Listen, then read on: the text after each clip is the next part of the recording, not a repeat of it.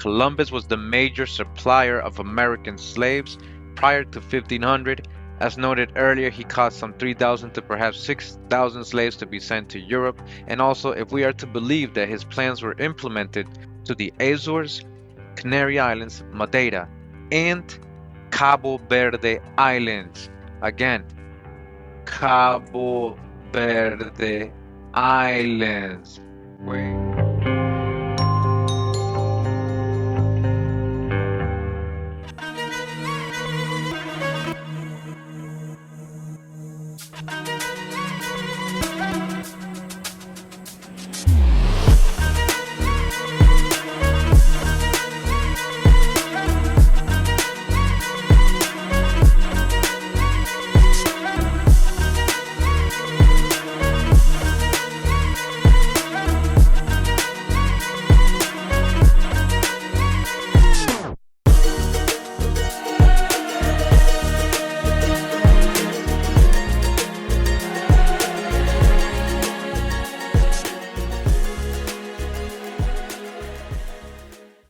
Wow.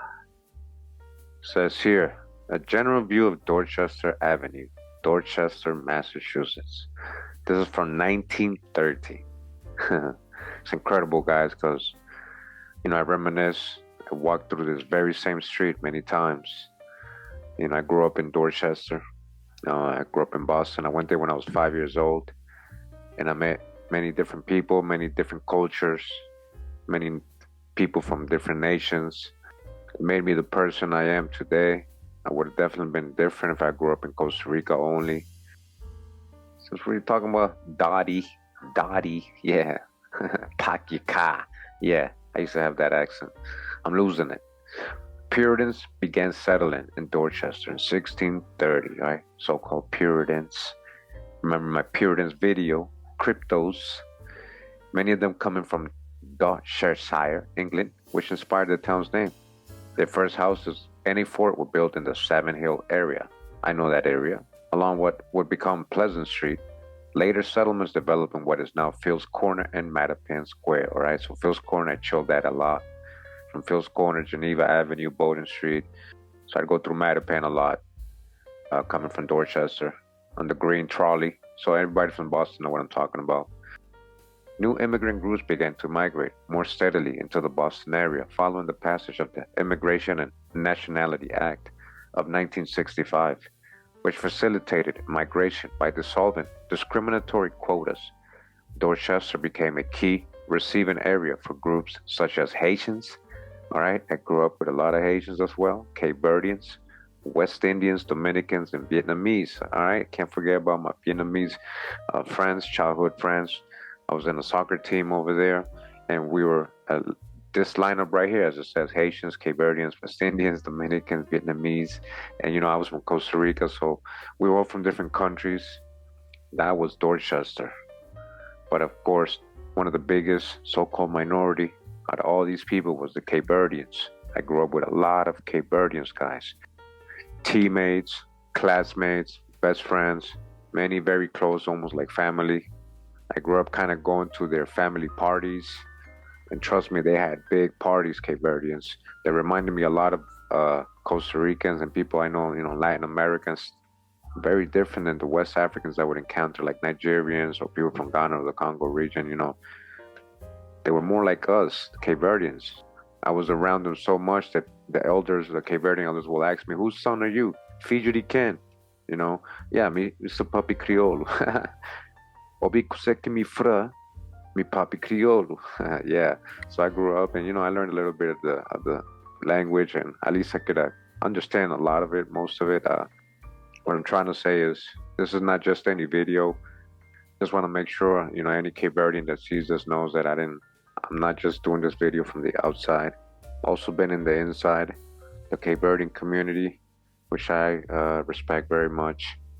I'm hoping with this video that I can show maybe something you never knew about in the history of Cape Verde and its people, and maybe not thought about it this way. They always had us thinking out of Africa, one way. We know America's the true old world. If you're new to my channel, please catch up. So they've been telling us everything in reverse.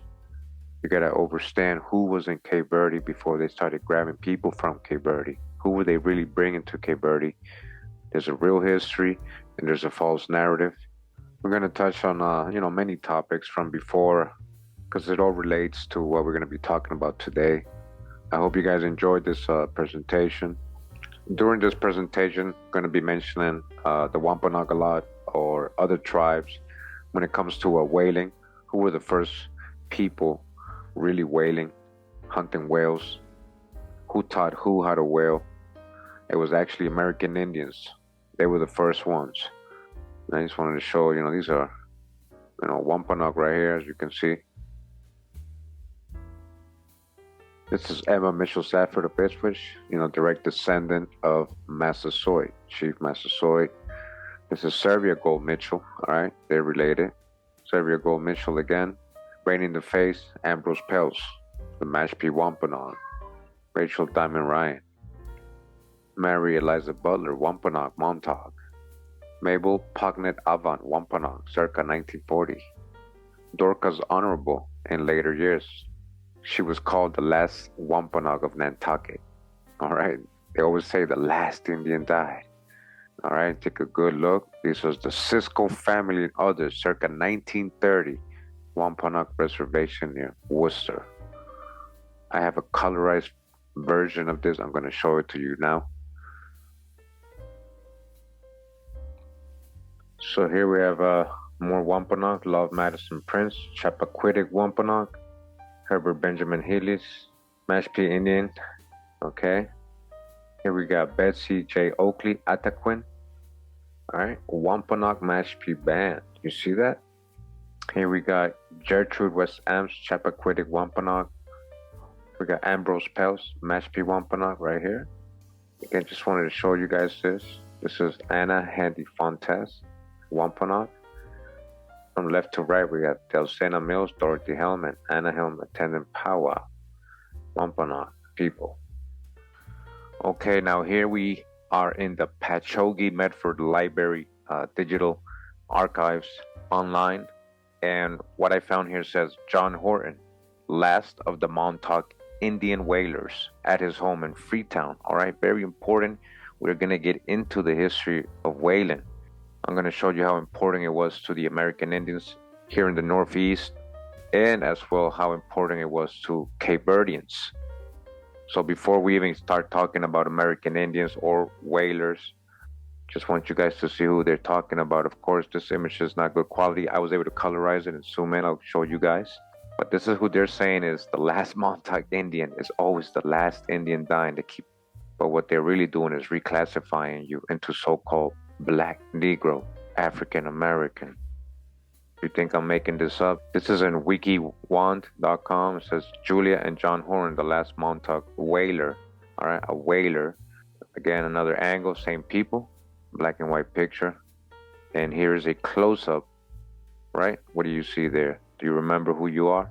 Montauk Indians and a whaler. Could he have gone to Cape Verde in his whaling expeditions? Most likely. There's a long history of that. I'm going to show you guys in another angle. So you guys can see that is them right there in their home. All right, zoomed in. What do you see? Copper-colored tribes of America. Montauk Indians. All right, so we're going to begin the presentation.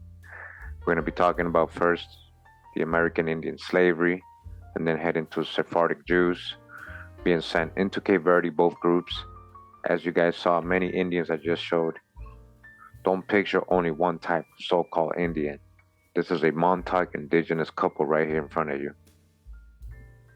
And he was a whaler. We're going to start out reading from the book Africans and Native Americans by Jack Forbes. We're going to get it like it's the first time and remember what he has told us already and what we can prove when it comes to primary sources. Who was really getting enslaved and where were they being sent to?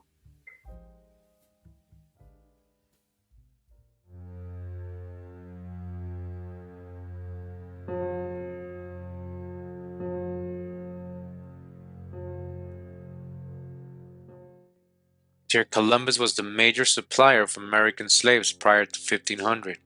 As noted earlier, he caused some 3,000 to perhaps 6,000 slaves to be sent to Europe, and also, if we are to believe that his plans were implemented to the Azores, Canary, Madeira, and Cabo Verde Islands.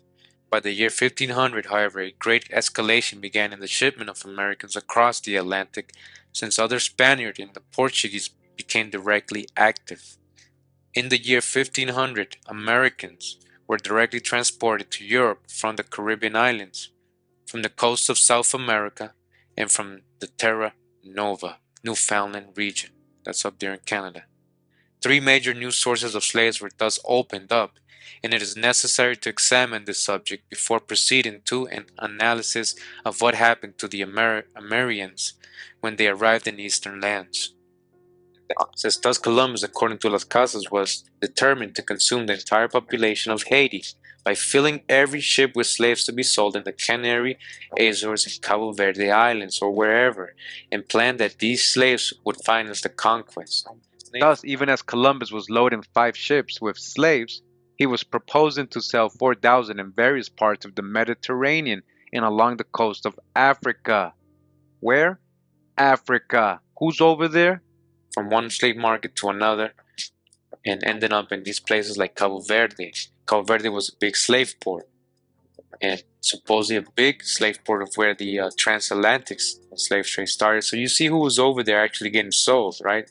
The shipment of Americans to Europe and Africa by Columbus and by other Spaniards. Again, the shipment of Americans to Europe and Africa by Columbus. The other way around, reverse, flip the game on you, and by other Spaniards was then not an accident, nor was it a result of armed resistance or alleged cannibalism. Those were all lies, you see? They're all lies. They were alleged cannibalism, alleged.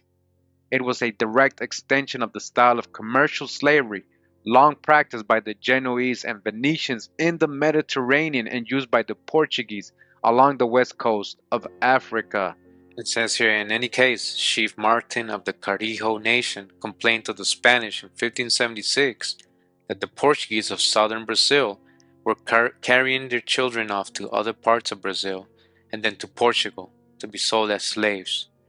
A Jesuit witnessed in 1635 a slave raid using 15 seagoing ships and many large canoes designed reportedly to secure 12,000 slaves from the Carijo nation. 12,000 slaves. One must suppose that many were to be secured for sale outside of Brazil. We can, I think, be confident that the Americans soon appeared in the Portuguese colonies, in Africa, and in the Cabo Verde Islands. Cabo Verde Islands. The high death rates on Portuguese sailing vessels of the period would make necessary for replenishing of crews in Brazil, and a somewhat later date, the use of the Brazilian natives and mixed bloods in the African trade in various capacities. After 1650, Angola was virtually a colony of Brazil, and we can be sure that many persons of American ancestry went there, all right? 1650, Angola was virtually a colony of Brazil. It was a colony of Brazil, not the other way around, people. In addition to the normal kinds of contact, Angola was used as a place for sending Americans and other persons who proved troublesome in Brazil. So they were sending rebels, rebel Indians, those who were fighting back the Portuguese and Spanish and the Jesuits and all these Christians that were going over there to enslave them and take their things, invade their country, take their land. So they would send all these rebel Indians over to Angola, all right, the troublesome ones, all right. In Ceará, for example, mixed blood and American undesirables were periodically rounded up and shipped off to Angola. 1720s onwards, all right. 1720s, they're supposed to be coming from that side. No, after about 1740, the island of Fernão de Noronha was also used as a dumping ground for such people, all right, this island off the coast of Brazil. In the south of Brazil, Americans and other non-whites were deported to Angola for gold smuggling or for using a route passing through a region exposed to attack by free Americans forces in the 1720s. It says here, from the 1590s onward, Dutch warships frequently captured Spanish and Portuguese vessels, many of which were loaded with slaves or possessed crew members of non-white race. So we're talking about the American Indians they were grabbing, right? The Spanish and the Portuguese, as we just read all the accounts. Some of these slaves were taken to Europe, while others were sold to the English in Virginia. All right, here we go. We're starting to get to America now. Or were sent to Dutch ports in the Americas, New Amsterdam, Curaçao, for example. Amsterdam up there in New York. We know that some of the captives were persons with Spanish Christian names and were not new slaves from Africa. So they're telling us straight up that they were not Africans. Okay, you're hearing that, right? They weren't African. You already read all the accounts. Now we gotta, the lies that the Americans saying they were grabbing, or these English were grabbing Negroes from the Spanish ships that were coming from Africa, but they weren't. So you can say here they had Christian names, were not new slaves from Africa. In fact, some of those who arrived in Virginia were Carib people. They were Carib people. As the so-called first slaver, John Hawkins. Let's talk about him real quick. The second son of William Hawkins, another slave trader before him. He was actually going to Brazil, South America. West County merchant trader says here, John Hawkins was born at Plymouth. As a youth, he made a number of voyages to the Spanish-held Canary Islands, where he first learned the profits to be made from selling, quotes, African slave, close quotes, in Spain's American colonies. In 1559, he married Catherine Gonson, the daughter of the treasurer of Queen Elizabeth's navy. Gonson and his friend helped supply Hawkins with 3 ships for his first slaving voyage in 1562. Now let's remember that, there's accounts of Spanish and Portuguese, right, slaving Native Americans up as early as 1493 until way into 1562. All right, so especially in the 1500s, 1501, 52, they were really taking them, right, from Hispaniola, from Terra Nova, Newfoundland, and from the coast of Brazil, right? So by 1562, damage had already been done, right? So who was in West Africa by that time in 1562? We already know, we read all these accounts, that it was a lot of Native Americans because these islands were uninhabited, remember? Especially those in the coast, like Cape Verde. Now remember that. So this first slaver, right? He was supplied 3 ships, and this was in 1562. Now I'm going to read to you where exactly he got these first so-called Negroes for his first slaving voyage. John Hawkins, cousin of Sir Francis Drake, conceived the idea of selling slaves to Spanish colonists, despite the Spanish embargo on trade with non-Spaniards. Hawkins picked up a cargo of Negroes on the African coast and successfully peddled them in Spanish America, thereby becoming England's first slaver. For this feat, Captain Hawkins became an instant hero at home. Now, from the books of the historic voyages gathered by the Halliock Society, and from books that were printed in 1611, we get this account of John Hawkins. John Hawkins' first voyage to the West Indies, it actually tells us where he got these so-called Negroes from and what part of West Coast Africa, right? So after the statement made that he grabs 300 or so-called Negroes from the coast of Guinea, on the footnote on that statement, it tells us that he was much aggravated, Mr. Hawkins, at the information given by the Minions people to certain Negro tribes near Cape Verde, of nature very gentle and loving, whom he was attempting to kidnap. So basically, he kidnapped from Cape Verde. I'm reading from the book now called Columbus and Other Cannibals, the Wetico Disease of Exploitation. And it says here, after learning of the reported existence of so-called Carib people who allegedly ate human flesh, Columbus developed plans for their large-scale enslavement. The Caribs, after correction, would be better than any other slaves whatsoever. Again, remember, Columbus said that they would make perfect slaves. On January 30, 1494, Columbus proposed to the Spanish crown that the enslavement of Americans would pay for the cost of the conquest. Colon and his compatriots first began to enslave Taino Arawak people who were neither cannibalistic nor warlike. All right, they weren't even cannibalistic. Lacasse notes, he will finish in very short time, consuming all the people of this island, Haiti, because he was determined to load the ships, which would go to the Castile with slaves and to send them to sell to the Canary and Azores and Cabo Verde Islands. Again, Cabo Verde Islands. This is before John Hawkins arrived to Cabo Verde to kidnap the so-called Negroes there. Again, they were grabbing Columbus and all these Spaniards. As soon as they got here, were grabbing and sending them to Castile, to Spain, to Cabo Verde, to Canary Islands, to the Azores. All right, way before 1562. So lies my teacher told me corresponds to what we were just talking about, which says in 1501 the Portuguese began to depopulate Labrador, transporting the now extinct Botoc Indians to Europe and Cape Verde as slaves. Again, they brought Indians, American Indians, to Cape Verde as slaves from Newfoundland and Canada, or that area they used to call Terra Nova, Labrador. Right? Again, 1501, way before 1562, right? When John Hawkins went to Cape Verde. So, before John Hawkins went to Cape Verde, the Botoc had already been taken, enslaved, and sent to Cape Verde as slaves. Do the research. Again, it says here Africans and Native Americans by Jack Forbes. Columbus was the major supplier of American slaves prior to 1500.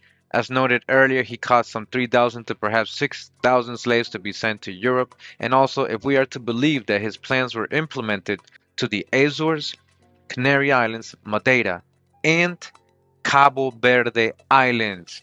Again, Cabo Verde Islands, way before John Hawkins. By the year 1500, however, a great escalation began in the shipment of Americans across the Atlantic, since other Spaniards and the Portuguese became directly active. They were enslaving American Indians, the Spanish and Portuguese, and these English were pirating. They were pirating what the Spanish and Portuguese had, which were American Indians. They weren't Africans. In the year 1500, Americans were directly transported to Europe from the Caribbean islands, from the coast of South America, and from Terra Nova up in Canada. Now, let's get a clear perspective of what I'm trying to explain here. All right, so the history of Cape Verde, if you go do the research, right, they tell us that it was discovered in the 15th century, in the 1400s, 1456, by Henry the Navigator. You got to read on him, who he was. And it says that when they first arrived, these Europeans, that this place was uninhabited, or as they say here, when these mariners first landed in Cape Verde, the islands were barren of people, but not vegetation. All right, not vegetation. That's important. I'm about to show you something. So, if these islands were uninhabited, then who are these so-called Cape Verdeans that John Hawkins is grabbing by 1562? All right, we already know, right? We've seen all the accounts of all the thousands of Indians that are being brought to Cape Verde, right? All right, so let me show you this now. It says here, before Columbus' time, American cottons were carried across the oceans to parts of the Old World. Historical documents from the Cape Verde Islands show that G. hirsutum, the Mexican species, had apparently reached the Guinea coast of Africa by means of some unrecorded voyage before Columbus' first voyage. Cape Verdean records report that a cotton arrived there from West Africa some 25 years prior to 1492. Remnants of that cotton turn out to have the American triploid genetic structure. All right, so this is native to America, and it was already on that side of the world in Cape Verde and West Africa, telling you there was people going over there way before Columbus. So was it really uninhabited? We know that the Carthaginians, the Phoenicians, the Greeks tell us that they had colonies in Cape Verde and America. So we know these people were actually from America. All right, this is the true old world. So Cape Verde has been a spot for transatlantic voyage for a long time now. All right, and we know that by 1562, a lot of these people, these so-called Negroes or Cape Verdeans that were there, that John Hawkins kidnapped, were of American origin. Again, this so-called hero, this first slaver from England, right? He was grabbing so-called Negroes from Cape Verde. This was in 1562 in his first voyage, and this is way after American Indians were already being taken to Cape Verde by Spanish and Portuguese, Dutch. All right. If you read this book right here, he tells you these are Negro people. He talks about their diet, how it's better than the other tribes, how they're very civilized people, more than the other tribes in Africa. He calls them, he gives them certain names. He tells us they use bows and arrows and darts that are different than the other tribes. All right, so now I grew up with Cape Verdeans. So before I knew all this history, I always had a strong connection. You know, they seem more to me like people I would know in Costa Rica or American, not like Africans like from Nigeria or West Africa or those other countries. All right, they resembled more Americans, and if you see how they look, you're gonna see what I'm talking about as well. And if you look at how people in Dominican Republic, Haiti, the eastern tribes, the Algonquin tribes, if you see how they look, you'll see a lot of resemblances with Cape Verdeans, right? Because Cape Verdeans, again, were mostly American Indians that were being taken over there. All right, so you might know this person right here, Blue Cantrell, famous singer, I believe songwriter as well. And it says here in the bottom that she was born Tiffany Cobb, from Providence, Rhode Island, New England. A lot of Cape Verdeans up there. And her father is of Narragansett and Cape Verdean. So he's Narragansett and Cape Verdean. You're gonna see that's a trend up in New England. A lot of these tribal people were formerly or have been known to be Cape Verdean as well. And now, if you go compare how these Narragansett people look with Cape Verdeans, and I'm not talking about just one person, meet a lot of them, go see how they look, all of them, and go meet Cape Verdeans, you're going to see a lot of resemblances. All right. So here we have Lisa Lopez. I'm sure you all know her. She's from TLC, right? The group, the female group from back in the 90s. TLC, Lisa Lopez. It says that she's of Cape Verdean and Portuguese and African American descent. So what does that mean? All right, because Cape Verdeans were colonized by Portuguese. So what are they trying to say here? And then African American, dodge the hijack, right? We crossed that out. Many, many American Indians by the thousands were taken to Cape Verde. So how do we know she's not one of those descendants? First, All right. so we just went over one of the official transatlantic slave trades. I'm going to show you guys the other official. So remember, there's only two that I've been able to find all these years. And this is the second one. And you're going to see they grabbed them from Cape Verde as well. Okay? They were already bringing American Indians there and Sephardic Jews and Moors from Spain and Portugal, not from Africa. So real quick, we're at the Low Country Digital History Initiative, a digital history project hosted by the Low Country Digital Library at the College of Charleston. They have an article here. It's called The Early Transatlantic Slave Trade. And it says here, from 1501 until 1518, the transatlantic slave trade was comprised of so-called black slaves. That doesn't identify people. You guys know that already, right? Dodge the hijack. Because remember, American Indians were so-called black, and Sephardic Jews and Moors were so-called black. So you got to get more specific. You guys can't let them keep tricking you or confusing you when they throw out statements like this. Black slaves. That doesn't specify who they are. Don't assume African, especially if you're saying transported from Iberia. So it wasn't even from Africa. We're talking about the Iberian Peninsula, Spain, and Portugal, right? They're letting you know, not Africans. Direct slave traffic from Africa was not initially permitted for the same reasons that colonists were repeatedly forbidden from bringing enslaved Muslims and Moriscos to the Americas.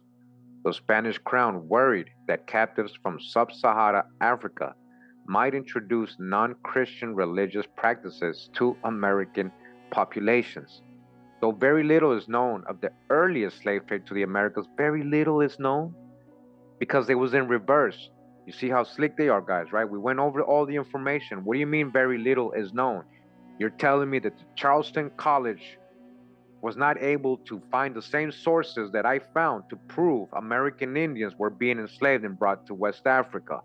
Are you telling me this college knows very little of the earliest slave trade to the Americas? That's because there was none. You see how they worded it? It was in reverse. The number of slaves transported during these years appears to have been comparatively minimal. There's nobody going over there from Africa, guys. They're letting you know. And so they're going to tell you of one official transatlantic slave trade from a region near West Africa, not mainland Africa, okay? The Guinea Coast, as they call it. So you assume they mean Ghana, Angola, and all these places, right? No. As we saw earlier, when they meant Guinea Coast, they were talking about Cape Verde when it comes to John Hawkins.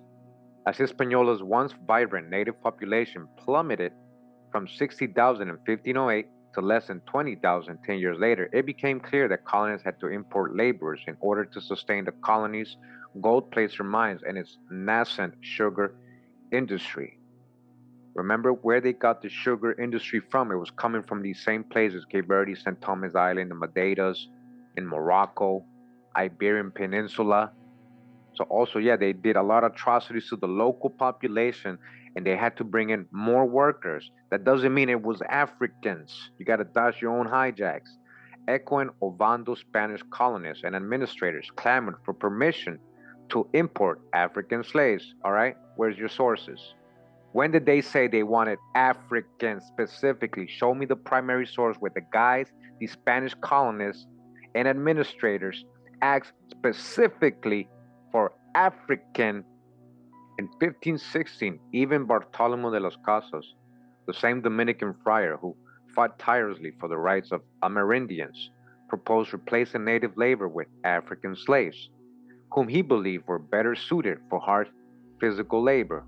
Las Casas later recanted this opinion and dedicated a substantial part of his work, Historia de las Indias, to condemning the African slave trade and Iberian slave markets. Dodge the hijacks. So this right here, all right, I've shown you guys this before. This right here is an official charter or letter from Charles V. All right, Charles V. Before we continue, let's remember who Charles V is and what he looks like. And ladies and gentlemen, this is Charles V, the real Charles V, not no whitewash fake drawing paintings of him. This is what he actually looked like. So the one on the right over here, we got from a painting. He's right next to the Inca emperors. You guys know it already, where he's listed as Carlos V or Charles V. That's from a real painting hanging in the Larco Museum in Lima, Peru. And these other two images, the one on the left and in the middle, that's him painted in Europe. He's supposed to be the bodyguard of Charles V. But that's all conjecture. I'm going to show you. I got a future video, guys. You're probably not going to believe me, but I know some of my hardcore followers are going to agree with what I'm going to tell you. Guys, I swear I had a video about Charles V being swarthy. This was my thumbnail, and I can't find it on YouTube or my computer anywhere. I know I uploaded this video. I have the thumbnail and everything. But either way, we're going to re-upload it as soon as I redo it again. But I just wanted to make this clear again. We're talking about a so-called black man that's supposedly given a charter to enslave so-called Africans, right? Black on black crime, more on more war. What white man? You got to stop trying to blame the white man for everything. Now let's go back. So this is his charter. One thing I want you to notice, guys, is the writing.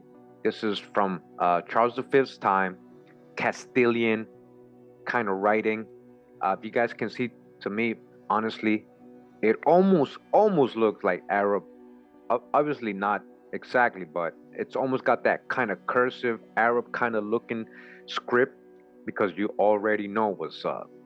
Remember who ruled the Iberian Peninsula before the Catholics got the power. Now let's read here. What does it say? It says in 1518, Fernando and Isabel's grandson, Emperor Charles V. So if Charles V is a so-called black man, what do you think Fernando and Isabel look like? They weren't white people.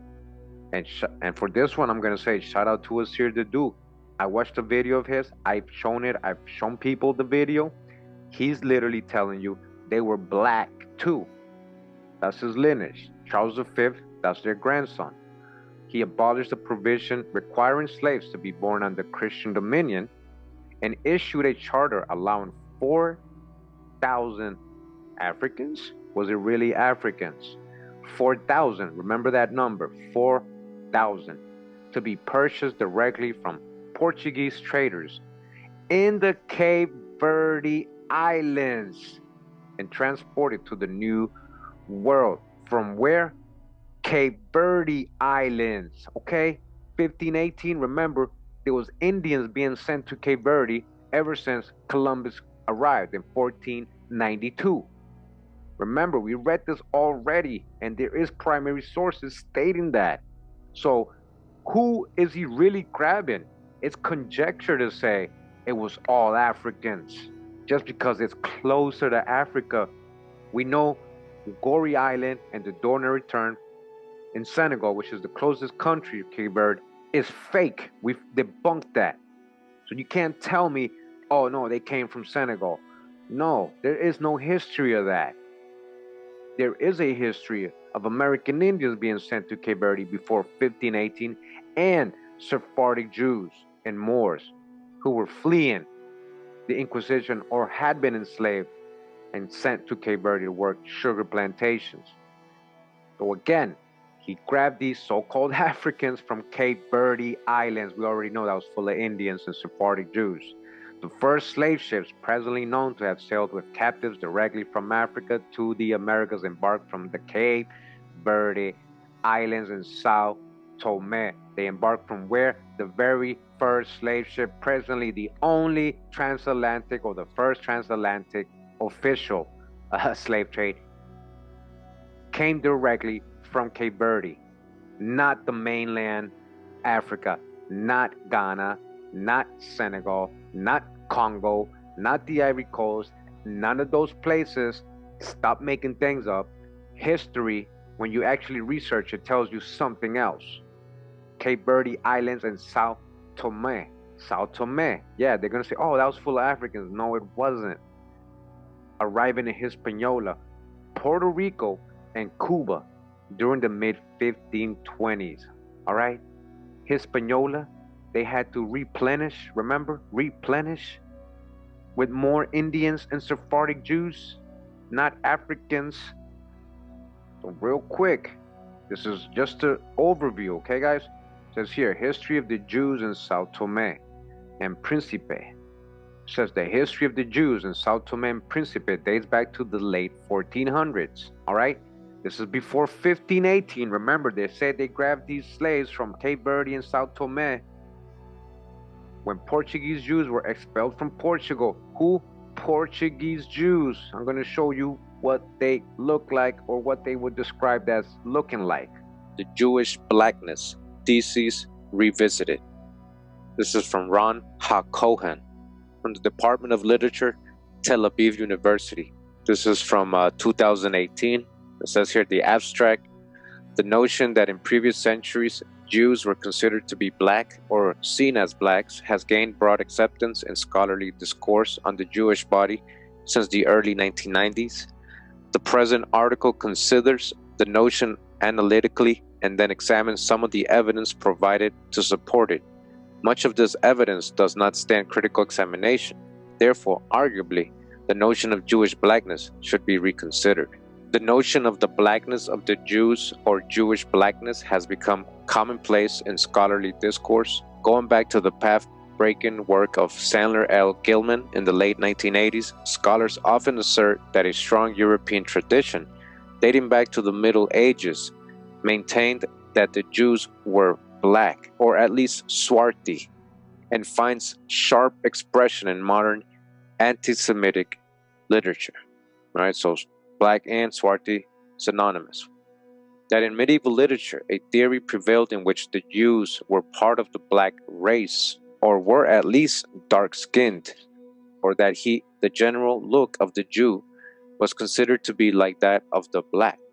The initial formulation as the general consensus of the ethnological literature of the late 19th century was that the Jews were black, or at least swarthy, all right? That was the general consensus. They're letting you know here, all right?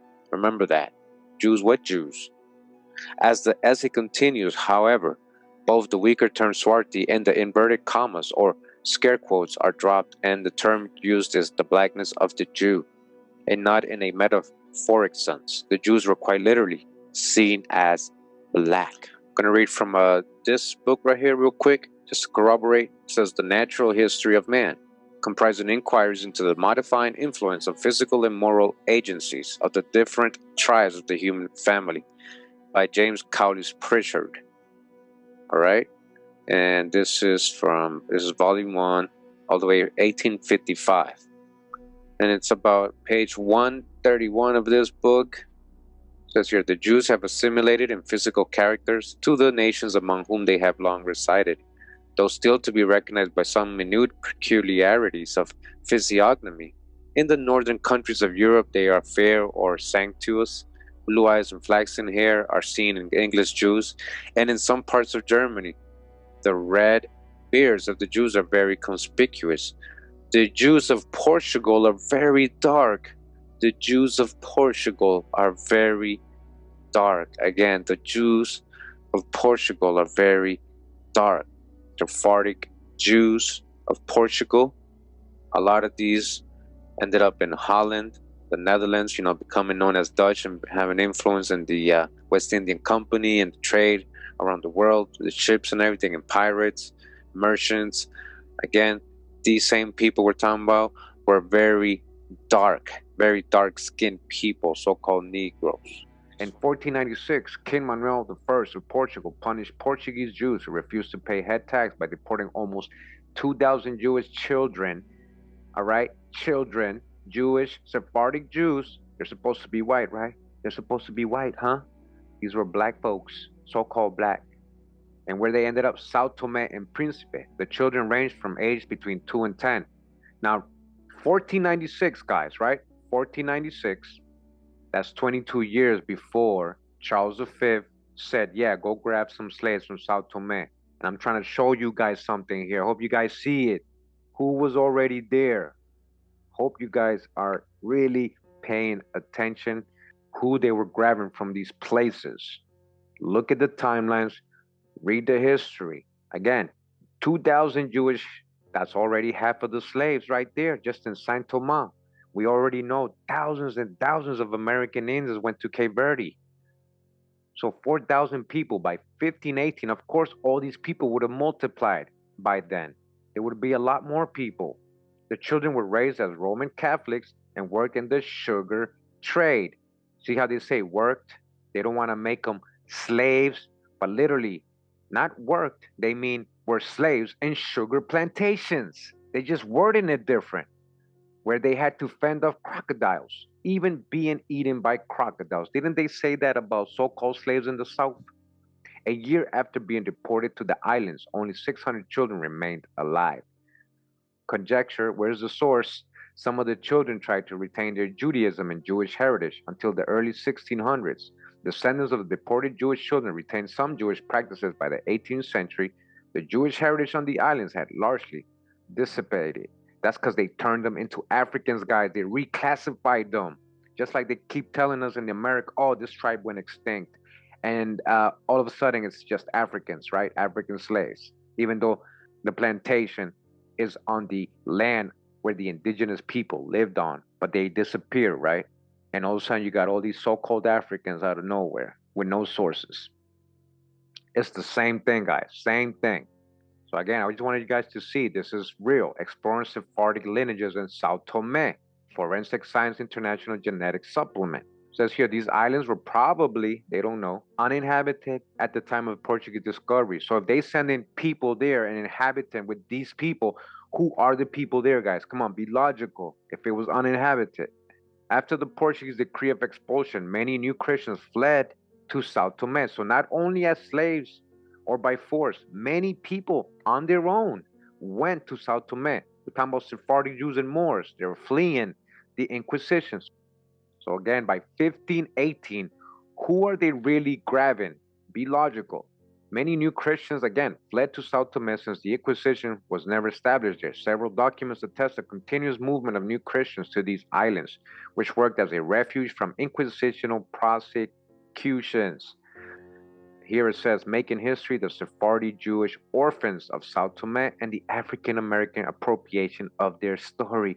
The appropriation, huh?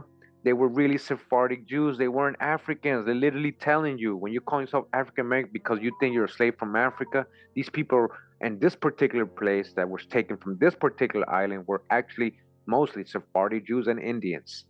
I'm going to tell you of something very logical here, guys.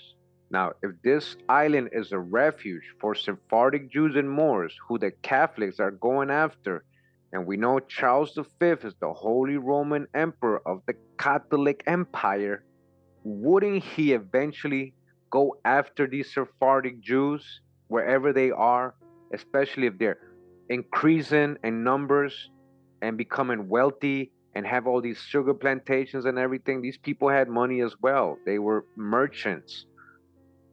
They were traders. They were pirates, captains of ships. I'm really trying to show you something very logical here. In 1518, he went after them. He continued to go after Sephardic Jews. And he also knew there was Indians there. So he's like, you want 4,000 so-called Negroes? He's literally telling you they're Negroes. Go to Cape Verde and go to Sao Tome and go ahead and do that. He didn't say go to Africa. He didn't say go to Ghana. He didn't say go to Senegal. He didn't say go to the Congo region, the Ivory Coast, Angola, wherever they lied to us about. He went where he knew they were, and he was trying to destroy that. Again, same places John Hawkins went. So again, I know I'm a little passionate today about this, but I'm just trying to get this through to some people's heads. I just showed you the only two official transatlantic slave trades. There you go. You guys were looking for it. You wanted to prove there was a transatlantic slave trade. Well, here you go. I just helped you out. The only thing is they were grabbing them from Cape Verde Islands. We know that was American Indians and Sephardic Jews and Moors that were there from the Iberian Peninsula, not mainland Africans. So you have been debunked completely. The only two official transatlantic slave trades, and it was with American Indians and Sephardic Jews. Out of all the years I've been doing this, trying to find one slave ship, these two voyages have been the only two I have ever found, and the only two that ever gets mentioned when they're talking about transatlantic slave trade.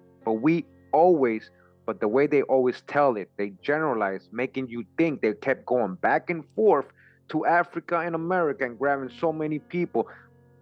There is no other transatlantic slave trade officially from mainland Africa going into the Americas. That is all false. These are the only two. I hope you realize how big this is. And again, Holy Roman Emperor, right? Holy Roman Emperor Charles V, a so-called black man, did that to other so-called Negroes.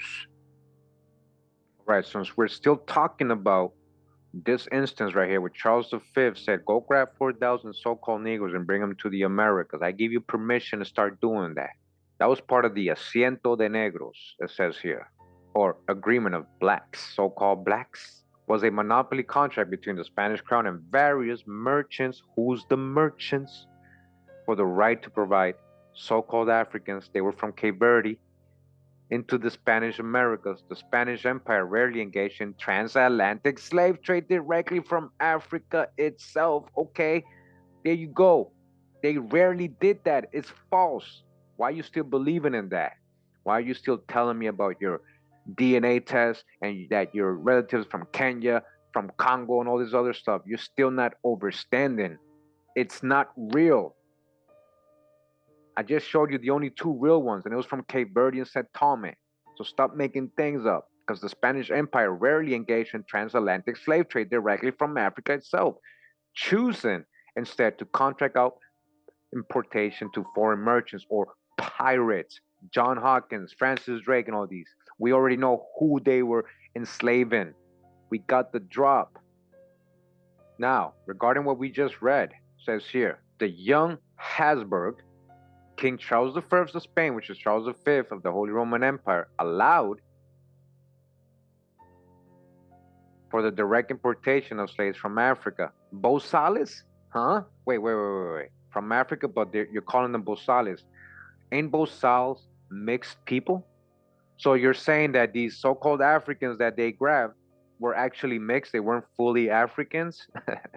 And you got to be logical. They have to throw all this in there. But we know what that mixture is. We're talking about American Indians, Sephardic Jews, Moors, and things like that. Many different Indians, people that the Catholics didn't want. That's who they're talking about. They're literally telling you they're not even full Africans here. Come on. The first asiento for selling slaves was drawn up in August 1518. That's what we just read. Granted a Flemish-ish, right, favorite of Charles Laurent de Gouvenot, a monopoly on importing enslaved Africans for 8 years. So it wasn't right away. 8 years with a maximum of 4,000. He had permission, or they had permission to grab 4,000, and they told you mainly from Cape Verde. That's where they were breeding them. That's where they had sent them.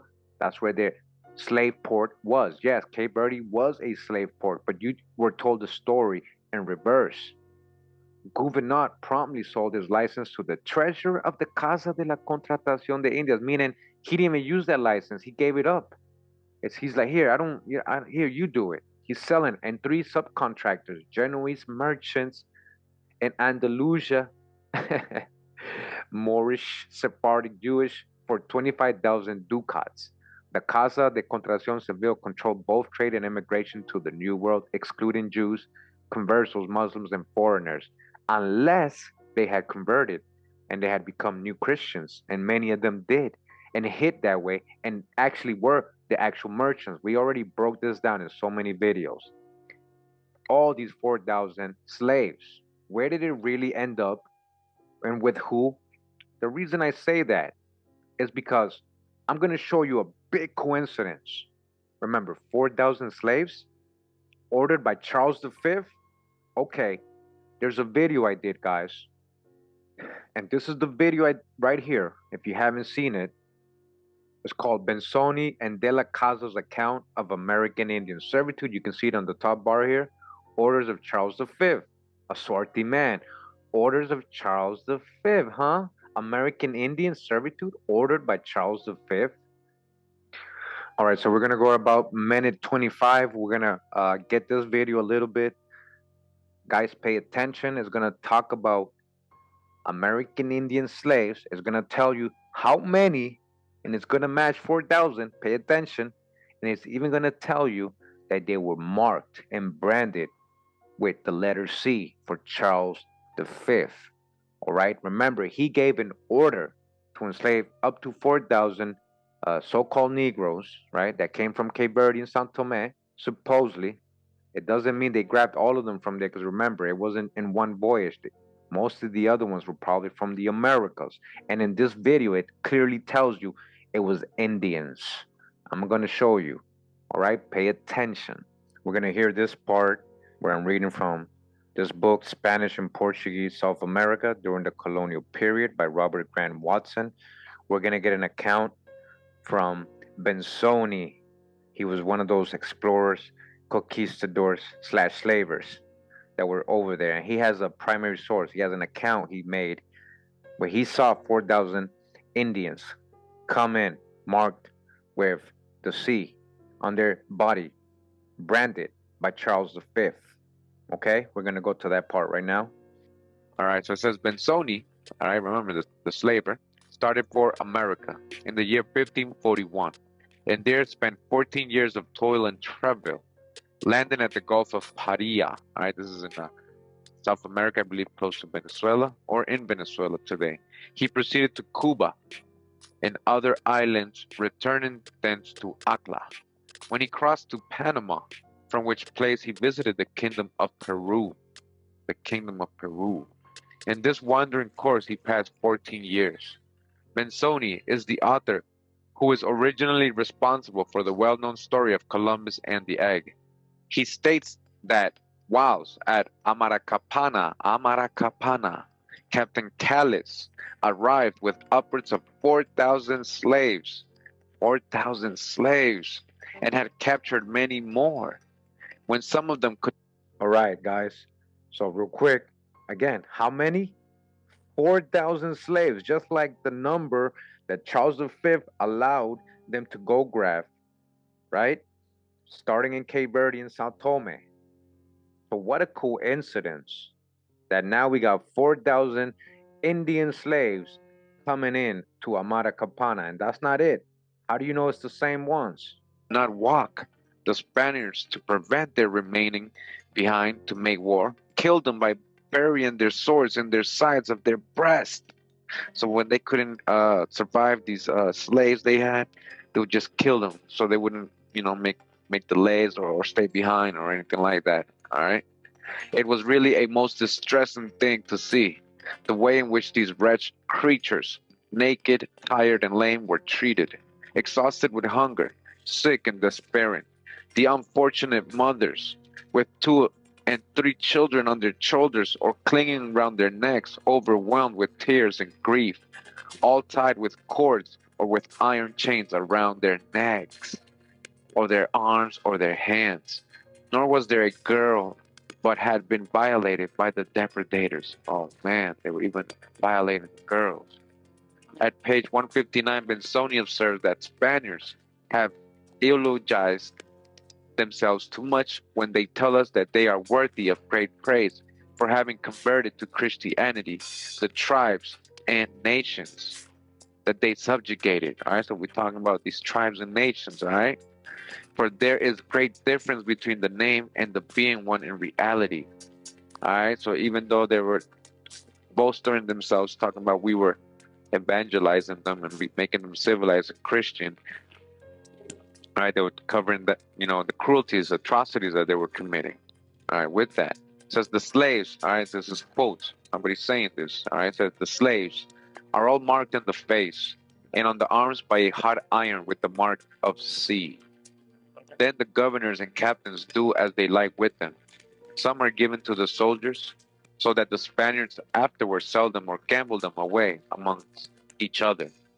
When ships arrive from Spain, they barter these Indians for wine. Who? The Indians. All right. So let's go back. All right. I want you to understand what's going on here. All right. Because it says that Benzoni, right? Remember? He arrived at. So what I'm showing here, guys, real quick, remember we're live. So what I'm showing here real quick is a Bible verse, right? Joel 3:3. And it says, and they have cast lots for my people and have given a boy for an harlot and sold a girl for wine. Sold a girl for wine, just like Benzoni just said they did with American Indian girls. That's what they did. This is prophecy. It's really happened. It really happened in the Americas with American Indians, not Africans. That's your own hijacks. All right, let's continue. Where? At Amaracapana. There was already a place called Amaracapana in South America. He arrived with what? With 4,000 slaves, it says, right? Now we go back. Who were these slaves? These were Indians, right? So when ships would arrive there, what they would do from Spain, they would barter these Indians for wine, flour, biscuit, and other requisite things. And even when some of the Indian women are pregnant by the same Spaniards, they sell them without any conscience. Then the merchants carry them elsewhere. They take them to the other side, reverse, and sell them again, Others are sent to the island of Hispaniola. All right, so once they leave their mainland, their indigenous land, and they travel to these other places, right? These servants and slaves that they capture, these indigenous people, they put in captivity, prisoners of war. They would call them Negroes from there. You understand? Filling with them some large vessels built like caravels, all right? Filling the vessels, right? Filling with what? With Indians, not Africans, Indians, and supplying what? Hispaniola. Because why? They had already decimated most of the population of Hispaniola through the same kind of slavery, sending them elsewhere with their diseases. A lot of suicides, a lot of cruelty was going on, so the population would decrease fast. But they had to replenish the slave population. All right, and they did it with other indigenous people. All right, so it says they carried them under the deck, and being nearly all people captured inland, they suffered severely the sea horrors. And not being allowed to move out of those sinks, what with their sickness and their other ones, they have to stand in the filth like animals. And the sea often being calm, water and other provisions failed them, so that the poor wretches, oppressed by the heat, the stench, the thirst, and the crowding, miserably expired there below. All right, we're talking about American Indians that are experiencing this cruelty. All right, we're talking about Deuteronomy 28, and this is untold. All right. So yeah, Deuteronomy 28. What's the difference? A lot of people like to use that verse like it means Africans. You guys are so lost. You don't understand real history, and you're being biased when you add the whole African thing. There is no proof or anything specifically in the Bible verse that says it was from Africa. But I hope you guys understood what I was trying to show there. And if you don't see the big coincidence, all right, we're gonna go back real quick. Again, Charles V, right? Same guy that branded all those Indians with Charles V on their bodies. It even told us here, as Hispaniola's one vibrant native population plummeted, it became clear that they had to replenish, right? We just read they were replenishing with other American Indians. We got a primary source, Bensoni, telling us. That's a fact, not conjecture. So I hope you guys understand now the only two official transatlantic slave trade, and it was with so-called Cape Verdeans, American Indians, Sephardic Jews, not mainland Africans. So that's your own hijack. I hope this part of the video is clear for you. I showed you it was actually from Cape Verde, and we already showed who was being brought to Cape Verde. So be logical, please. Be logical. Stop making up things and adding your own biases. All right, so before we continue, I know you guys saw this image earlier. I've shown it in many videos many times. I created it a long time ago. And since we're talking about Indians being enslaved and taken over to that side of the world in reverse, we got another reference here. This is a great book, especially when I read it, years ago. The book is called Lies My Teacher Told Me. Everything Your American History Textbook Got Wrong by James W. Lowen. And it says, whitewash U.S. history. You see, whitewashed. It's been whitewashed. I told you guys. Now he says Columbus not only sent the first slaves across the Atlantic in reverse, he probably sent more slaves, about 5,000, than any other individual. To her credit, Queen Isabella opposed outright enslavement and returned some Indians to the Caribbean. It was very few. But other nations rushed to emulate Columbus. In 1501, the Portuguese began to depopulate Labrador. That's up there in Newfoundland. So the Portuguese, what Portuguese? Same people we were just talking about Sephardic Jews, Moors, Iberians, New Christians, merchants, pirates. We're talking about melanated people. And again, look at the year, 1501. 1501, this is way before John Hawkins went to Cape Verde and Charles V did that order. So you got these so-called Portuguese up there enslaving, carrying off, depopulating Labrador. Again, up there in Newfoundland, transporting the now extinct Botoc Indians to Europe and Cape Verde as slaves. To Europe and Cape Verde. Cape Verde, Cabo Verde. Who were the Cape Verdeans? This is real history, real sources.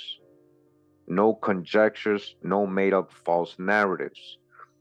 Continues, says, after the British established beachheads on the Atlantic coast of North America, They encouraged coastal Indian tribes to capture and sell members of more distant tribes.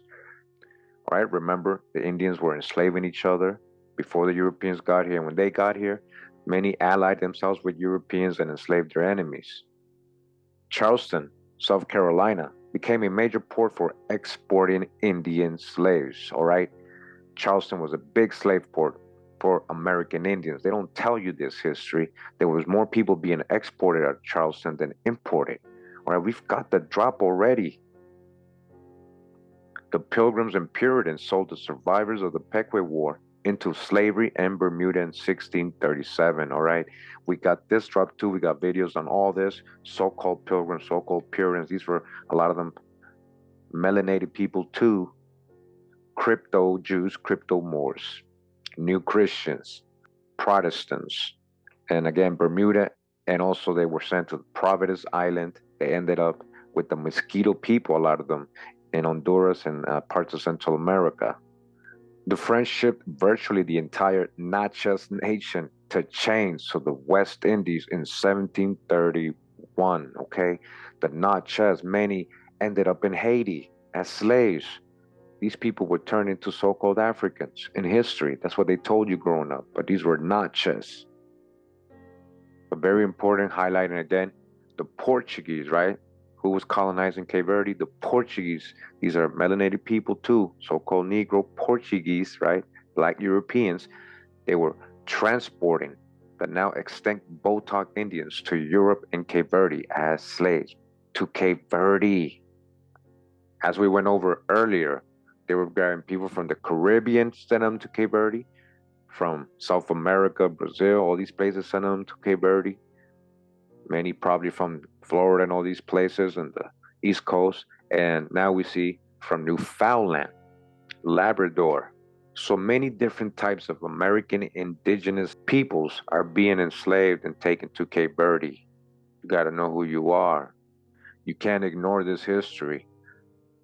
Because we already know you got to go with the facts and you got to dodge your own hijacks with these false narratives.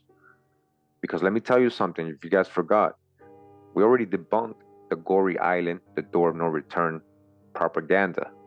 I have a video on this. This is the cover, guys. We proved this was a mansion and this door was just where they threw their trash out. It had nothing to do with slaves. Senegal is the closest country to the Cape Verde Islands. It's about 400 miles apart from each other. Cape Verde's 10 islands. This was supposed to be the door of no return, but that was a false story. That's supposed to be the main source of all the slaves of Cape Verde. But we already debunked that. What I'm showing you guys today, they were bringing American Indians and Sephardic Jews and Moors that were fleeing the Inquisition and also settling on their own in Cape Verde. And these people mixed together. You got to understand there's a deep history with West Africa and the Americas. They tell you these places were uninhabited, but they know the so-called Phoenicians and all these people were there. Where's the Phoenicians from? We're just talking about the true old world, America. Just like the Canary Islands had its indigenous people, Cape Verde most likely had people there. Again, remember, they found a Mexican-type cotton there, pre-Columbus, way before Columbus. So make sure you check out the videos. You guys can see for yourself. That wasn't a slave door. It wasn't a slave port right there. It was somebody's mansion, house. That's it. All right, so now we're going to go ahead and get into this book. This book is going to corroborate with what was just read about the Portuguese going to Labrador and depopulating it, the Botocs being sent to Cape Verde and Europe. It says here, the Botocs or Red Indians, the aboriginal inhabitants of Newfoundland, by James P. Howley. This is from 1915. In the previous page, they have this drawn right here. And it says, reproduction from description of the picture painted for Governor Holloway in 1808, which was to be shown to the native Indians, Botocs, and which it was hoped would be the means of bringing about friendly relations with them, by John W. Hayward. So, you see, 1808, they were still there. That's why I said, before Dr. Hijack about them being extinct. They always want to say, oh, they went extinct. Oh, no, you just reclassified them. But in 1808, they were still there. And this is a painting of them. I want to show you a better version of it. All right, here you go. Same painting. You see, this is the Botok Indian with his spear or staff. All right, you tell me. So-called black man. Copper-colored tribes of America. You see what they're showing you, right? Botok Indian. So again, from the 15th century, right, chroniclers. This is another industrious chronicler, Richard Edens, in his work entitled Gathering from Writers on the New World, printed in London in 1555, gives a somewhat similar version of Cabot's discovery. But after relating the main fact nearly as above, he adds, the inhabitants are men of good corporature, although tawny, right, tawny, like the Indies, just like the Indies, the Indos, and laborers, all right, tawny, copper-colored tribes of America.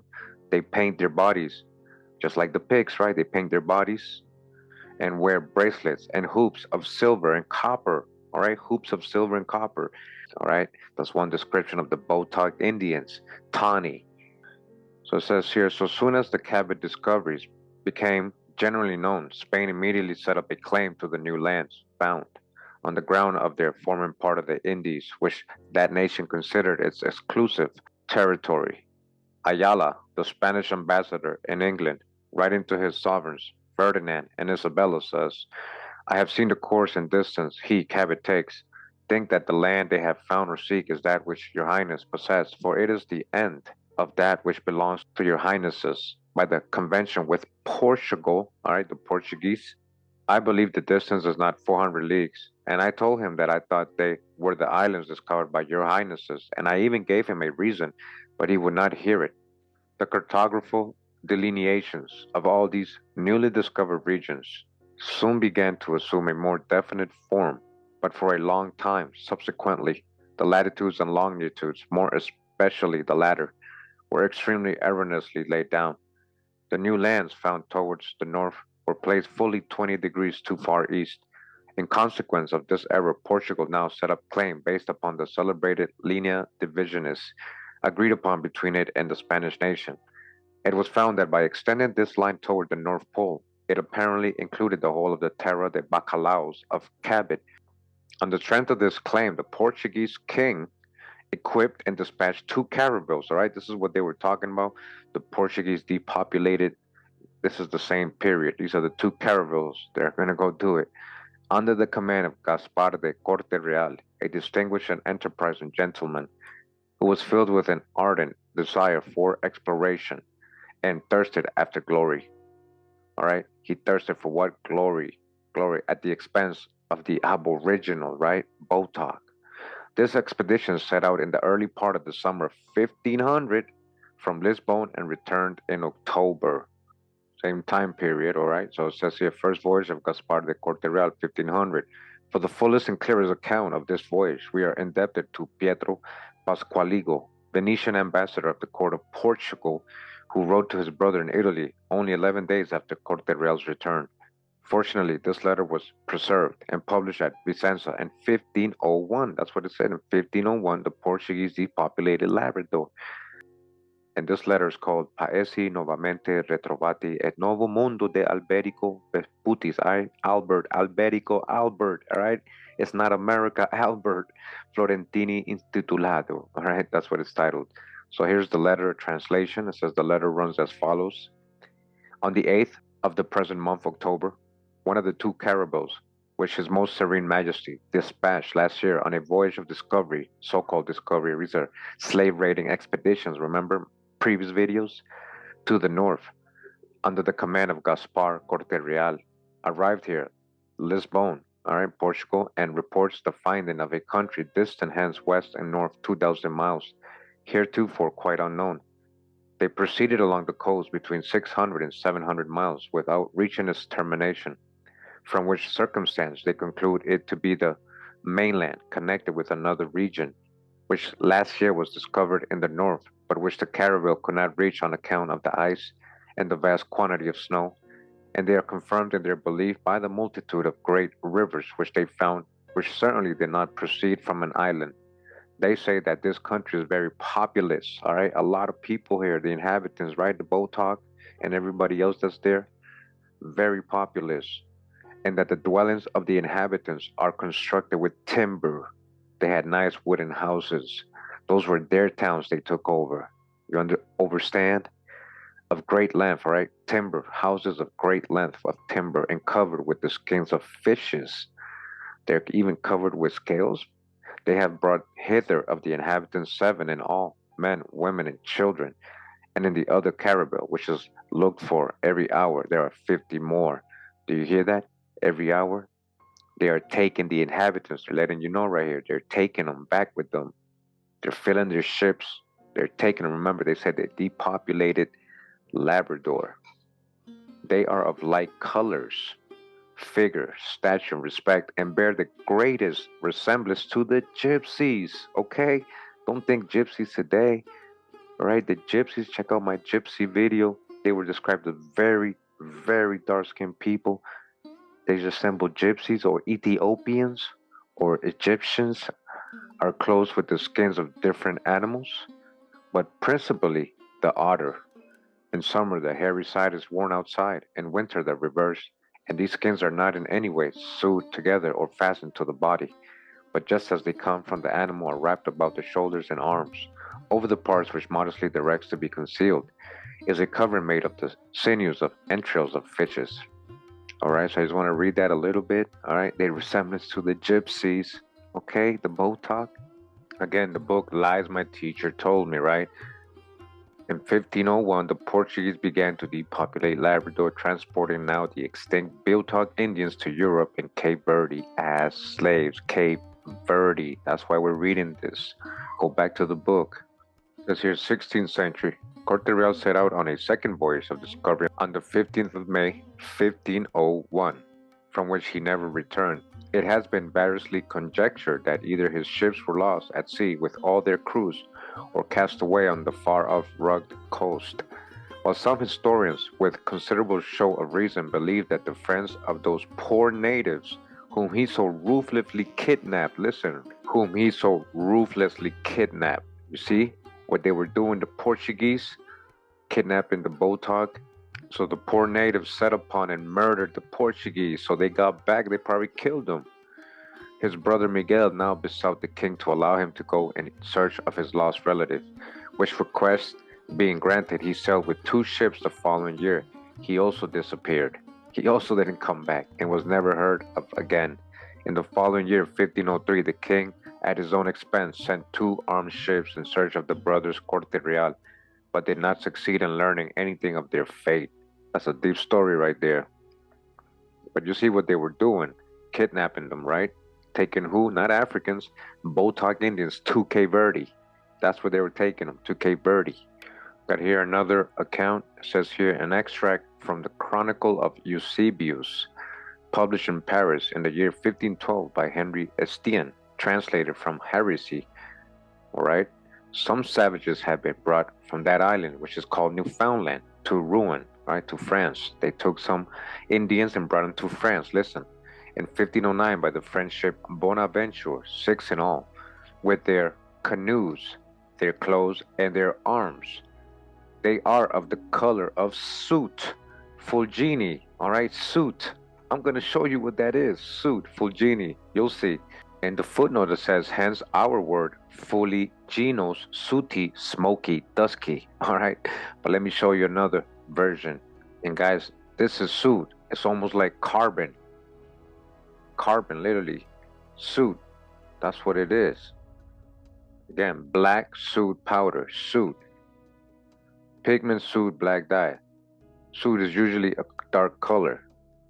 The color of their skin is dark, very dark.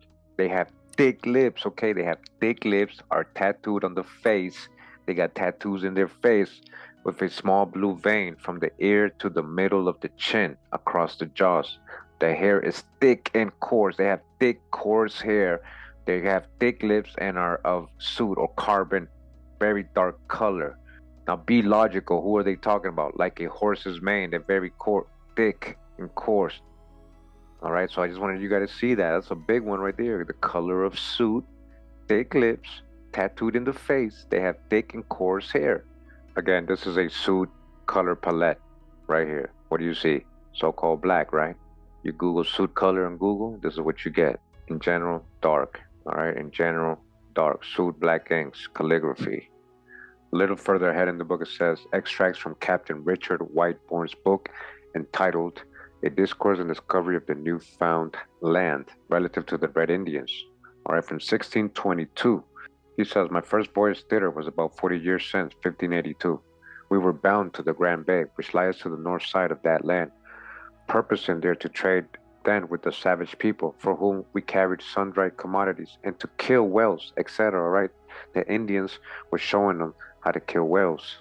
Whaling, right? That's very important today. We're going to learn about that today. What it has to do with American Indians and what it has to do with Cape Verdeans. It says here that the French and the Basque were going there for whale fishing and also for the codfish, reported to be ingenious. Talking about the people, tractable people being well used. They are ready to assist them with great labor and patience in killing, cutting, and boiling of whales. All right, whale. And making the train oily without expectation of other reward than a little bread or some such small hire. So the Botok were used to whaling, something they did already before Europeans arrived. It says here, a lot further in the book, of the Aborigines of Newfoundland, unoffending, they have been cruelly extirpated. All right, cruelly extirpated. What does it mean to be extirpated? It means to root out, to destroy completely. Again, to remove. They've been removed. The Botok were depopulated, sent to where? Cape Verde.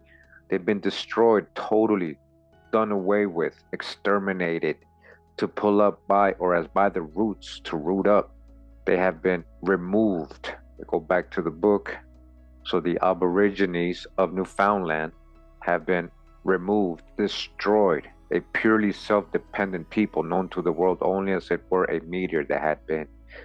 They try to erase you. Then they started calling you so-called black, Negro, Africans, all that. You had indigenous names and nations. Pizarro's offenses to the Peruvians when first discovered do not tarnish the Spanish name compared with the stain upon that of the English for their cruel and wanton extermination of the little nation of the first occupants of Newfoundland. All right, it's not the same. The Botok, you don't even know about them. Again, they ended up in Cape Verde. Again, in 1501, the Portuguese began to depopulate Labrador, transporting the now extinct Botok Indians to Europe and Cape Verde as slaves. The first American Indians brought to England were 3 from Newfoundland by Sebastian Cabot on his second voyage of discovery and presented to Henry VII in 1497. Okay? They already knew you were there. They was, all right, let's go grab them, and we're going to eventually sell them. We're going to bring them to Cape Verde, the slave port, and from there, resell them wherever we want, or just use them there to breed and grow sugar for us and other things. All right, I'm going to continue with some extras here real quick so you can understand what we're talking about. It says here, Reverend William Wilson in his diary gives a very graphic description of 3 women captured in 1823 as he saw them in the courthouse at St. John's. He says, the mother was far advanced in life. She was morose and had the look and action of a savage. She seemed to look with dread and hatred on all who approached her. The oldest daughter was in ill health, but her sister, Shauna D. Teeth, or Nancy, was in good health and seemed about 22 years of age. If she had ever used red ochre about her person, there was no sign of it in her face. Her complexion was swarthy, so-called black, swarthy, Negro, not unlike the Micmacs, just like the Micmacs. Her features were handsome. She was a tall, fine figure and stood nearly 6 feet high, and such a beautiful set of teeth I do not know that I ever saw in a human head. She was bland, affable, and affectionate. She appeared to be of a very lively disposition and was easily roused and prone to laughter. All right, the Botok are described as very tall people, physically attractive and all that, as you guys saw right here. Again, Swarthy, that's one reference. This is another Indian here described, Mary Marsh. Says this described in the official report as a young woman, about 23 years of age, of a gentle interest in disposition. She had hair much like that of a European, but was of copper color. With black eyes, she was copper color. Says here, old widow, Jewer of Exploits Island, who was a domestic in Payton's exploit. At the time Nancy resided with the family, describes her as rather swarthy in complexion, very swarthy, but with very pleasing features. She was rather inclined to be stout, but nevertheless a good figure. She was very bright and intelligent, quick at acquiring the English language, and had a most retentive memory. So again, guys, this is just another example of American Indians being enslaved. I just showed you so many different versions of it and where they were grabbing them and bringing them back from. Cape Verde, in the middle of all this. As you guys saw right here, the Botoc Indians were taken to Cape Verde. The Portuguese were committing atrocities there, extirpating, removing them, destroying this nation. Little is known, but this book has a lot of good information if you want to read it regarding the Botocs. All right, so just real quick to corroborate, you guys can see this is a real story. It says here, out of the background, readings on Canadian Native history, edited by Robin Fisher and Kenneth Coates from the St. Lawrence College. It says here, the first group of Native people to make contact with Europeans, and these are swarthy Europeans too, was one that never became part of Canada. The Botoc disappeared from the scene long before Newfoundland became a province, and their unhappy story is discussed by LFS Upton in The Extermination of the Botocs of Newfoundland. There is perhaps something about islands that makes possible the complete elimination of the indigenous population, for, as Upton notes, in the Caribbean islands and in Tasmania, the Aborigines were also completely destroyed. But obviously, not all islands were depopulated. On Vancouver Island, for example, the Indian population was too large and the cultures too resilient to be destroyed. And therein seems to lie the nut of the problem. By all accounts, the Botoc were a small and scattered population, and they tended, obviously with good reason, to withdraw from sustained relations with Europeans. Says the Botoc were neither the first nor the last group of indigenous people to be destroyed by European expansion around the world. All right, so you guys can see, so many of these Botoc again ended up in Cape Verde. Says here the first description of the Botocs was written in 1500 by Alberto Cantino. 57 of them had been brought to Lisbon for display. They had taken Botoc risen to Portugal, right? Remember, said to Europe and Cape Verde. I have seen, touched, and examined these people. They are somewhat taller than our average, with members corresponding and well formed. The hair of the men is long, just as we wear ours, and they wear it in curls.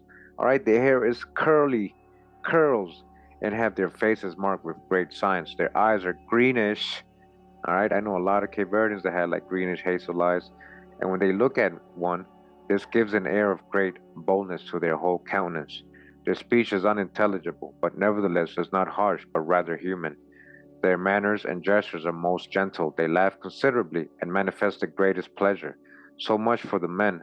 The women have small breasts and most beautiful bodies and rather pleasant faces.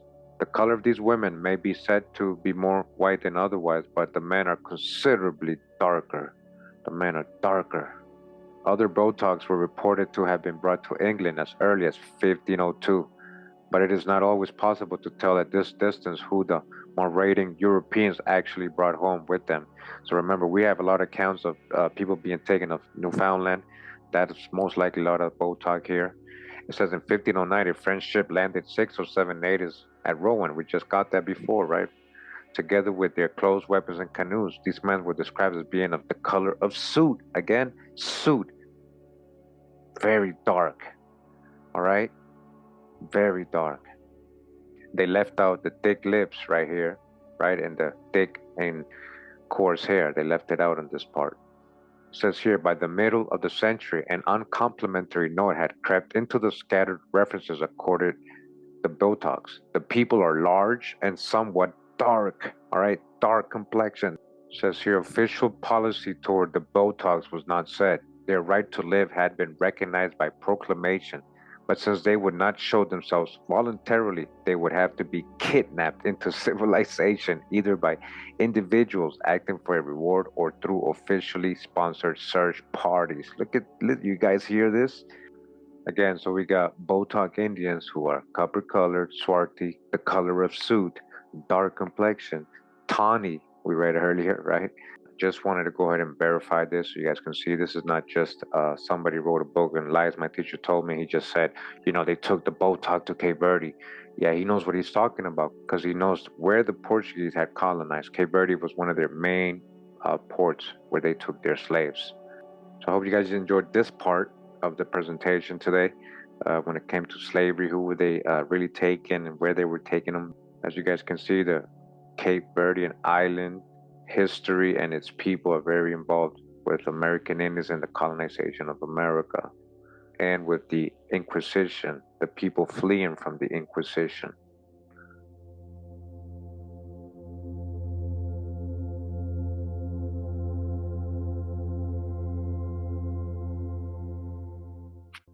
All right, so we're gonna get into whaling now. So you guys will see that New England was big on whaling. Nantucket and New Bedford, one of the biggest whaling ports. It says here in this book, Nantucket, A History by R.A. Douglas Lightgo. This is from 1914. All right, again, Nantucket, A History. The Indians were instructed in the mode of fishing practiced by the Europeans, and in return, the Europeans were assisted by the Indians in pursuing the business. Another writer says there is no doubt that the native Indians hunted the whale in canoes in a manner somewhat similar to that practiced today by the bowheaders of the north coast of Siberia. Moreover, the writer has been personally informed by a gentleman of much culture and experience who knows as much about the Nantucket whaling industry as any man now alive, that hunting the whale was well known and long practiced by the Nantucket Indians. If any further evidence is deemed necessary, it may be found in the following quotation from Weymouth's Voyage. One special thing in their manner of killing a whale, which they, the Indians, call paudawe, and will describe his form, how he bloweth up the water, and that he is 12 fathoms long, and that they go in company with their king, with a multitude of their boats, and strike him with a bone made in the fashion of a harping iron, fastened to a rope, which they make great and strong of the bark of trees, which they veer out after him, that all their boats come about him. And as he rises above water, with their arrows they shoot him to death. When they have killed him and dragged him to shore, they call all their chief lords together, and sing a song of joy. And these chief lords, whom they call sagamores, divide the spoil, and give to every man a share, which pieces so distributed they hang up about their houses for provision. And when they boil them, they blow off the fat, and put in their peas, maize, and other pulse which they eat. All right, that's an account of the Indians literally hunting whales. There can be no doubt that the Nantucket Indians joined gladly in the chase of whales, and that they were fully as dexterous as the Europeans, not only in securing but in dealing with the carcasses afterwards. It says here under JeremyNative.com, educational resources, whaling. The whale fishery of eastern Long Island was initially developed by Native Americans in the woodland period of 1000 to 1640 AD. The Indians hunted whale along the shore with spears, prizing fins and tails for what is interpreted as ceremonial importance. The Indians taught the first settlers to hunt whales. The Indians were the ones who taught them, yet the settlers were quick to understand that the whale's value lay in oil, not in its parts. It says here in the Vineyard Gazette, legends are not just history. They continue to speak it loudly. The seal of my tribe, the Aquinnah Wampanoag, depicts a giant named Mashup holding a whale and standing on the sacred cliffs of Gayhead. The image of the whale is part of the tribal seal because whales have been extremely important to the Aquinnah throughout their history. The Aquinnah believed that the Mashup created their island and the other islands of the coast of Cape Cod by shaking sand out of his massive moccasins. Sometimes Mashup would give a drift whale to the people when they went hungry. Mashup and his wife Squant taught the first people of Nuepe, Martha's Vineyard, how to hunt for whales, all right, and instilled in them the value of using every part of them. Prior to the arrival of Europeans, whales were plentiful, and it was common for them to approach the shores of Nuepe. Sometimes my ancestors hunted them using special spears and dugout canoes called mishun. Whales were a source of awe and would have been an important source of food for the people. Archaeologists have found ancient images of whales and effigies and portable petroglyphs carved by American Indian people throughout present-day coastal New England. Says here, Northeast Historical Archaeology, Volume 43, Article 6, A Family Affair. Whaling as Native American Household Strategy on Eastern Long Island, New York, all right? It's a family affair. Whaling is very important to these people, all right? Remember that, what I'm saying right now. This is by Emily Button. 19th century Native Americans from the northeastern, that's 1800s, right? From the northeastern United States became locally famous as mariners in the commercial whaling fleet. In the struggle to protect their small land bases and maintain their communities, going to sea became part of household practices for cultural and economic survival. From approximately 1800 through 1880, indigenous whaling families from Long Island used wages from commercial whaling to combat the limitations of land, credit, and capital that they faced on and off reservations. Whaling's opportunities supported household formation and property accumulation among Shinnecock and Montauk people. All right, we already know the Shinnecock and Montauk, right? For 3 generations. But whaling's instability and risk meant that these gains were hard to pass on during and after the industry's collapse. Historical background. The ancestral homelands of the Shinnecock and Montauk peoples are on the South Fork of Eastern Long Island, New York, in the modern towns of Southampton and East Hampton. The former whaling port of Sag Harbor sits on the boundary between these towns.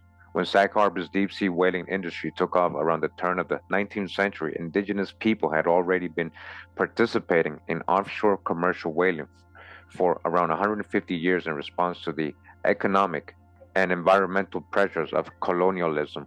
Native whalers from the Northeast were skilled mariners, familiar with local waters and drift whales. On Long Island, Cape Cod, and Nantucket, they were key members of early English whaling crews in the 17th century. All right, Nantucket. Remember, these are key places and locations where Cape Verdeans ended up, and they were also whaling.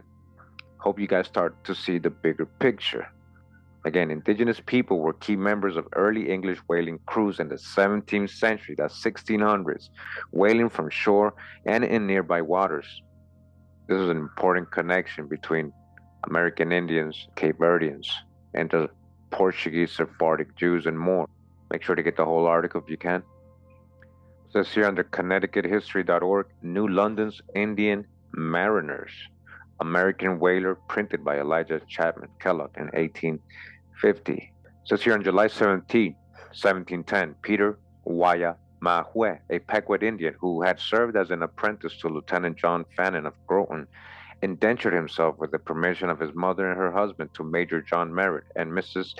Mercy Raymond of Fisher's Island, New York, for a period of 2 years. Though few other details are known, the terms of the agreement did stipulate that Peter would be permitted 2 weeks out of the year to visit his mother and other relations on the mainland.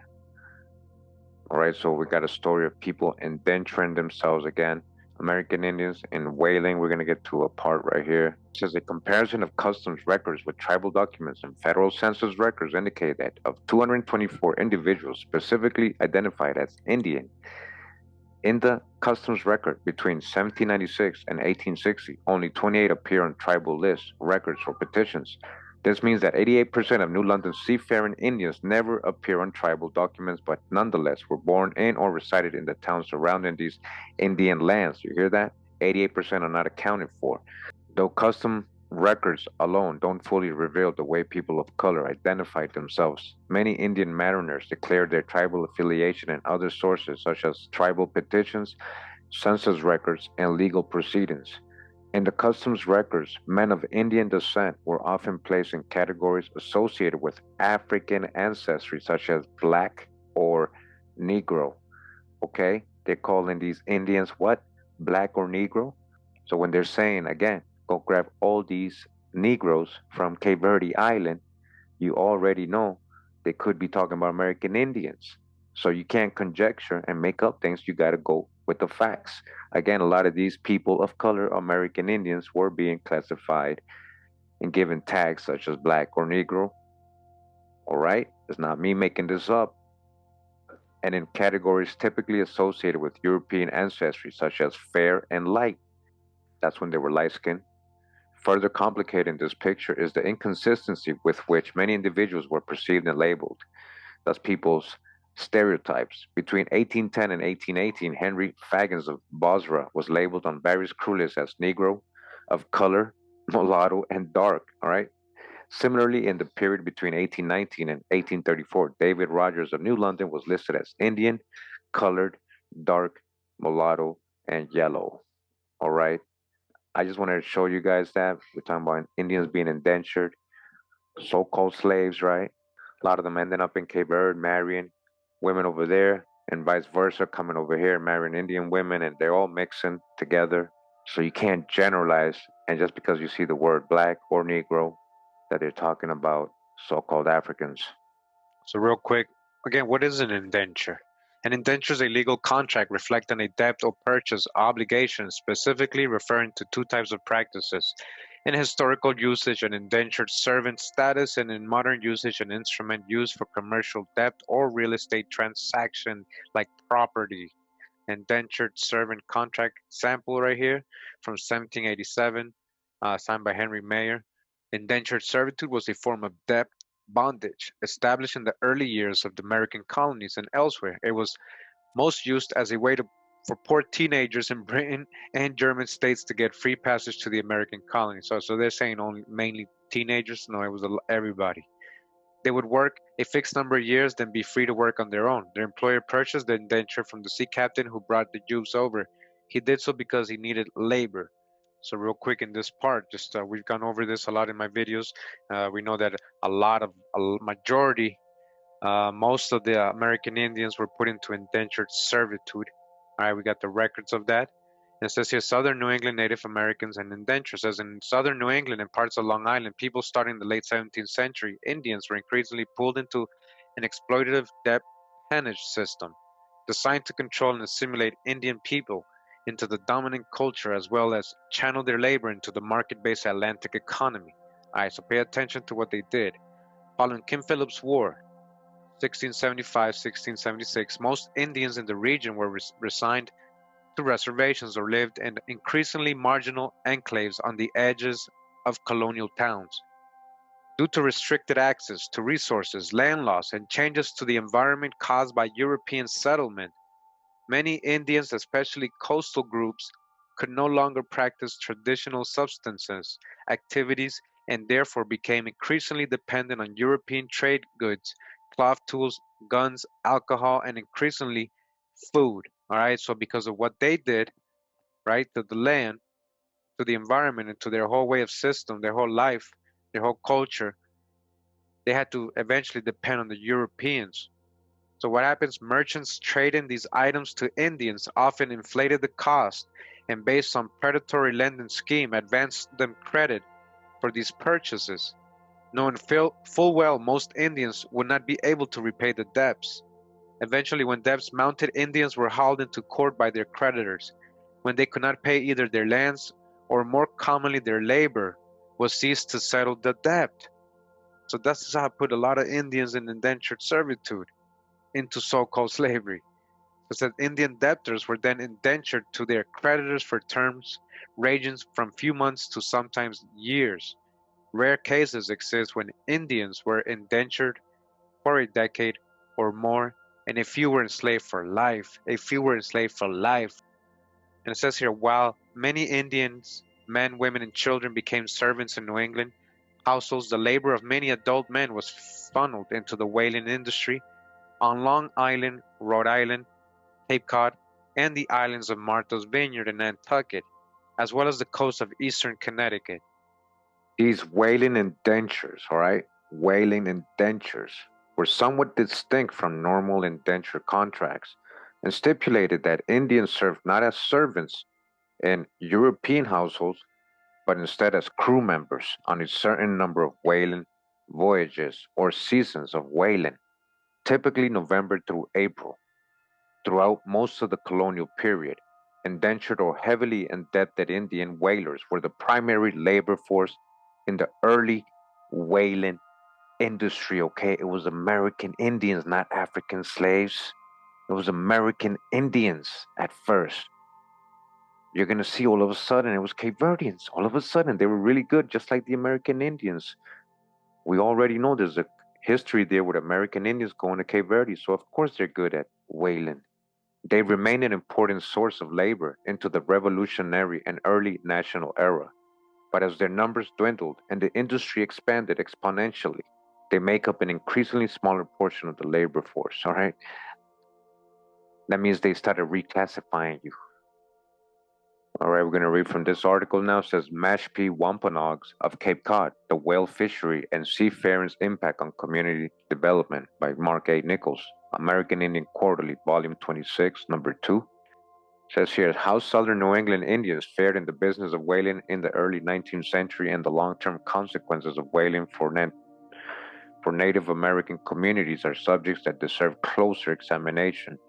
This essay is primarily a study of the post-American Revolution Mashpee Wampanoag community of Cape Cod and focuses on the group's ties to the whale fishery. It makes two interrelated arguments. Wampanoags from the Cape, like other men from southern New England, were an important source of whaling labor into the early 19th century, and early American whaling transformed the lives of Mashpee whalers and their families. Examining Mashpee's intimate relationship with the whaling business, this work reconsiders the roles played by Indians in the maritime world and the influence of wage labor on one Native American group. Nantucket accounting papers pertaining to the Mashpees permits for analysis of these Indians as whalers. Historians have already learned from colonial whaling contracts, court records, and merchant accounts that for the native men of southern New England, America's whaling trade was an exploitative arm of colonial labor relations. The primary route into whaling in the 18th century, which was the practice of indenturing, threatened native ways as Indians remained caught in cycles of labor. All right, they got caught in these indentures, that's chattel for life, that's your slavery. They got caught in these cycles of labor, exchange for credit, goods, and money. All right, a lot of them on whaling ships. New research in Nantucket Merchant House account papers dated to the early Republic period reveals that European trading networks between the island and the mainland maintained control over Mashpee whaling labor. It says here, Mashpee, southern New England, and the whale fishery. By 1700, Wampanoags from Cape Cod were able to locate jobs in the expanding regional economy of New England. Though coercion was often the path to employment, Simon Pup Monet of Mashpee helped fire off a petition in 1700 to the General Court of Massachusetts. Son of the legendary 17th century Sakim Pakmunok of Oyster Island, Poponet was a man of some standing as Mashpee's preacher. The petition complained about the dishonest dealings of Englishmen from surrounding towns. Local colonists would make small loans to Wampanoags, and those who could not pay their debts quickly and in full were forced into work or had to make their poor children servants for an unreasonable time. As economic networks developed in New England during the colonial period, Europeans continued to indenture Wampanoags into systems of labor. Debt and coercion supplied the colonial whale fishery with Native American workers. In the 17th century, the hunting season commenced in autumn and lasted through March and April as Englishmen set off in small boats from Long Island and Cape Cod in pursuit of the right whale. Ichabod Paddock from Jarmus visited the island of Nantucket in 1690 and taught the settlers there how to catch and properly butcher whales for their oil and bone. Island colonists soon formed their own companies and launched their own vessels. Here at the Long Island History Journal website, it says reminiscence of a Shinnecock Montauk whaling family. It says drawing on his own family history, Martin discusses ongoing efforts to document and share the history of the Shinnecock's ancient whaling tradition and their major involvement in the American whaling fleet. The ancient Shinnecock people have occupied Long Island for approximately 10,000 years. The roots of many of their traditions go back before known memory. However, oral history extends back hundreds, if not thousands of years. Throughout the ages, Shinnecock and Montauk peoples have had a tradition as whalers, using dugout canoes to pursue offshore whaling, and as harvesters of the sea, gathering quahog, clams, oysters, and other types of seafood for their diet. The whaling contracts of the colonial period attest to the degree to which the native people later became involved in the development of the commercial whaling industry. Dr. Jason Mancini, director of the Mashantucket Pequot Museum in Connecticut, has mapped the many routes of the whaling ships that left from New England during the age of whaling. His digital project entitled The Indian Mariners Project is available online. His archival research, as well as that of Dr. Nancy Shoemaker, confirms that many oral history accounts of native people going to the North Atlantic and South Pacific islands on whaling ventures, South Pacific, in some cases never to return. They stayed there, Some men stayed and intermarried with the native Pacific Islanders. Some died in the whale hunt and were buried at sea. Still others were lost in shipwrecks. In one case, the ship Amethyst became snowed in above the Arctic Circle with several Shinnecock whalemen aboard. Says here Wampanoags, whalers, and the wealthy, some Nantucket history. Says here the first sighting of the island of Nantucket was reportedly in 1602 when Captain Bartholomew Gosnold of England sailed past it. He did not stop there, nor even set foot upon the island. If he had, he would have found about 1,600 Wampanoag inhabitants. The Wampanoags were able to live on the island undisturbed until 1659, when a group of English settlers arrived on the island, which had been purchased by merchant and missionary Thomas Mayhew in 1641.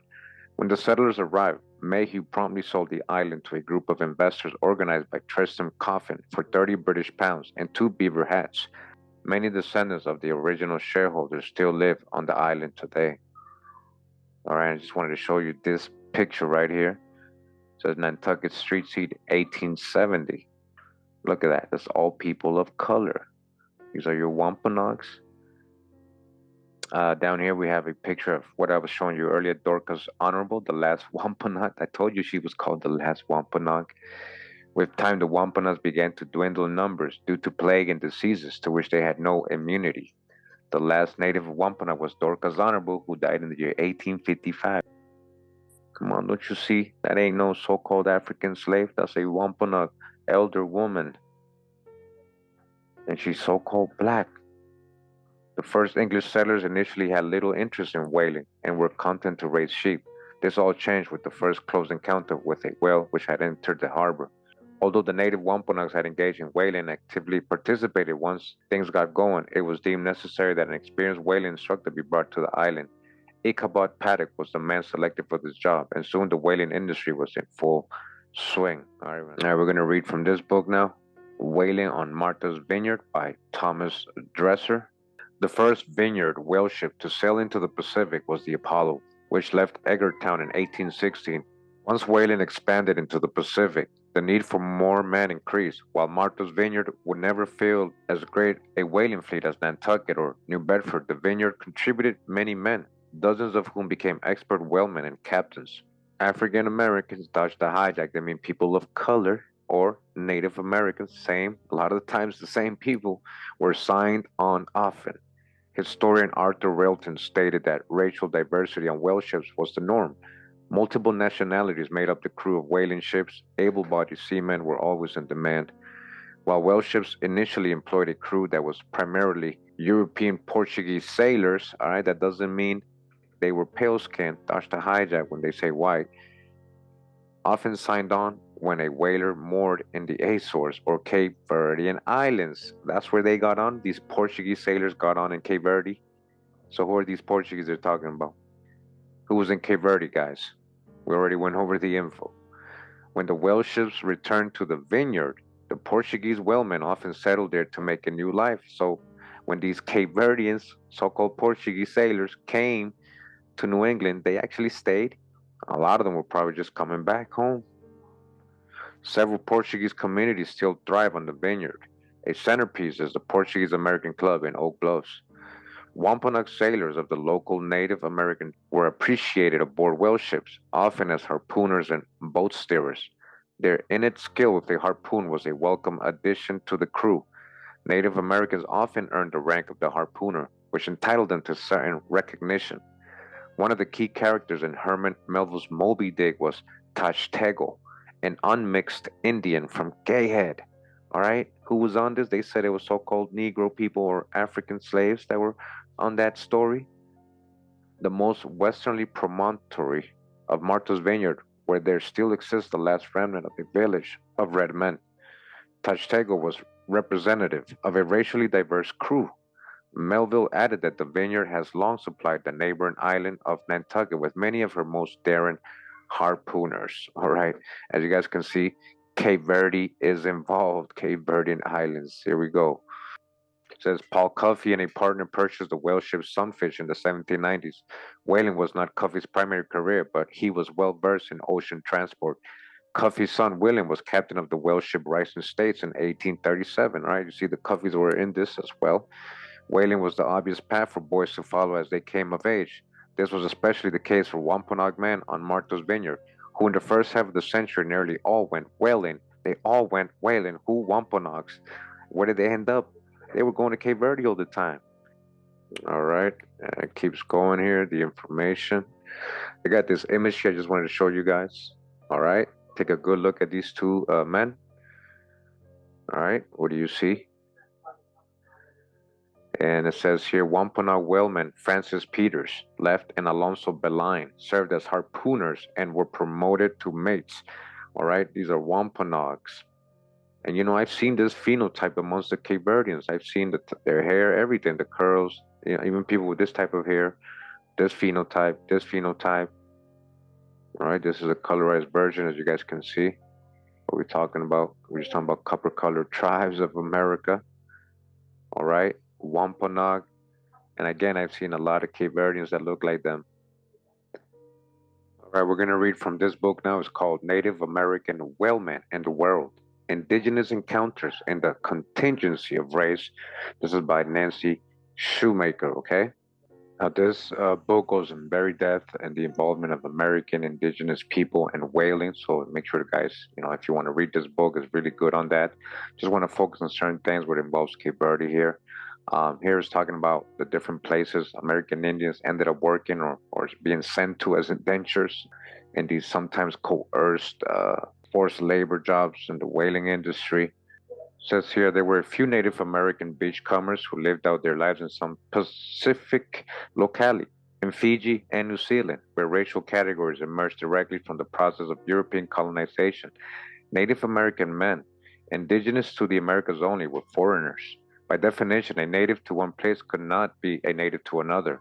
Whatever racial expectations these native men faced back home in the United States had little bearing when their role now seemed more like colonizer than colonized. New England had beachcombers too. Foreigners from Cape Verde, Hawaii, St. Helena, and other stops along whaling routes married New England natives, Cape Verdeans marrying Indians. But remember who was in Cape Verde? There was already thousands of Indians that had been sent to Cape Verde throughout its colonial history, and Sephardic Jews.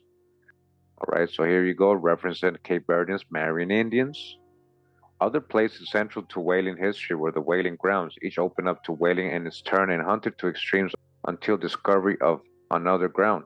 When the cycle began all over again, these whaling grounds had their own names and distinct characteristics: the Brazil Banks in the South Atlantic, offshore ground west of the Galapagos Islands, Japan ground, Okhotsk, the northwest coast, and dozens of others.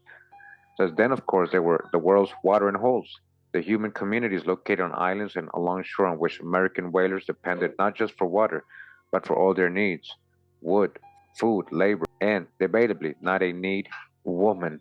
Like the merchant vessels that came earlier and the U.S. naval vessels that came later, American whale ships could not have mined the Pacific's resources if not for the sustenance and relief provided by the island chains that interrupted their ocean workscape. A 3 to 4 year whaling voyage out of New England typically, listen to this, guys, out of New England typically headed first to the western island, the Azores, in the Atlantic Ocean, south to the Cape Verde Islands. They always went to the Cape Verde Islands. They went to the Cape Verde Islands. This is before Cape Verdeans supposedly got involved, right? There was Indians going over there for thousands of years, and then they were enslaved and taken over in colonial times, and then they were whaling over to Cape Verde Islands. Further south to St. Helena or Tristan de Acunha, and then rounded either cape to pass into the Pacific or Indian Oceans. Nearly all Cape Horn whalers stopped at one or more of the coastal cities of Chile and Peru: Talcahuano, Valparaiso, Paita, Callao, and Tumbes. American whale ships made landfall nearly everywhere that there was land, from the Seychelles to Hobart Town to the Bay of Islands to Hakodate to Hawaii, Tonga, and Samoa, or as American whalemen might say, the Sandwich, Friendly, and Navigator's Isles, to the coldest nether regions of the planet, further south than South America and further north than North America. All right, so all these places where American Indians were going, but as you guys saw, typically they were always going to the Cape Verde Islands. A little further ahead in the book, it says Native American men had no special affinity with the whale fishery's large number of foreigners either. Most foreign seamen on American whale ships were Portuguese from the Azores and Cape Verde Islands. Portuguese, they're just calling them Portuguese now. You see that? Called Kanakas in whaling records. They were called what? Kanakas in whaling records. Native American whalemen's writings do not convey any of the resentment or patronization of foreigners found in many European authored accounts, but neither do they suggest any sense of fellowship beyond the express for all their shipmates.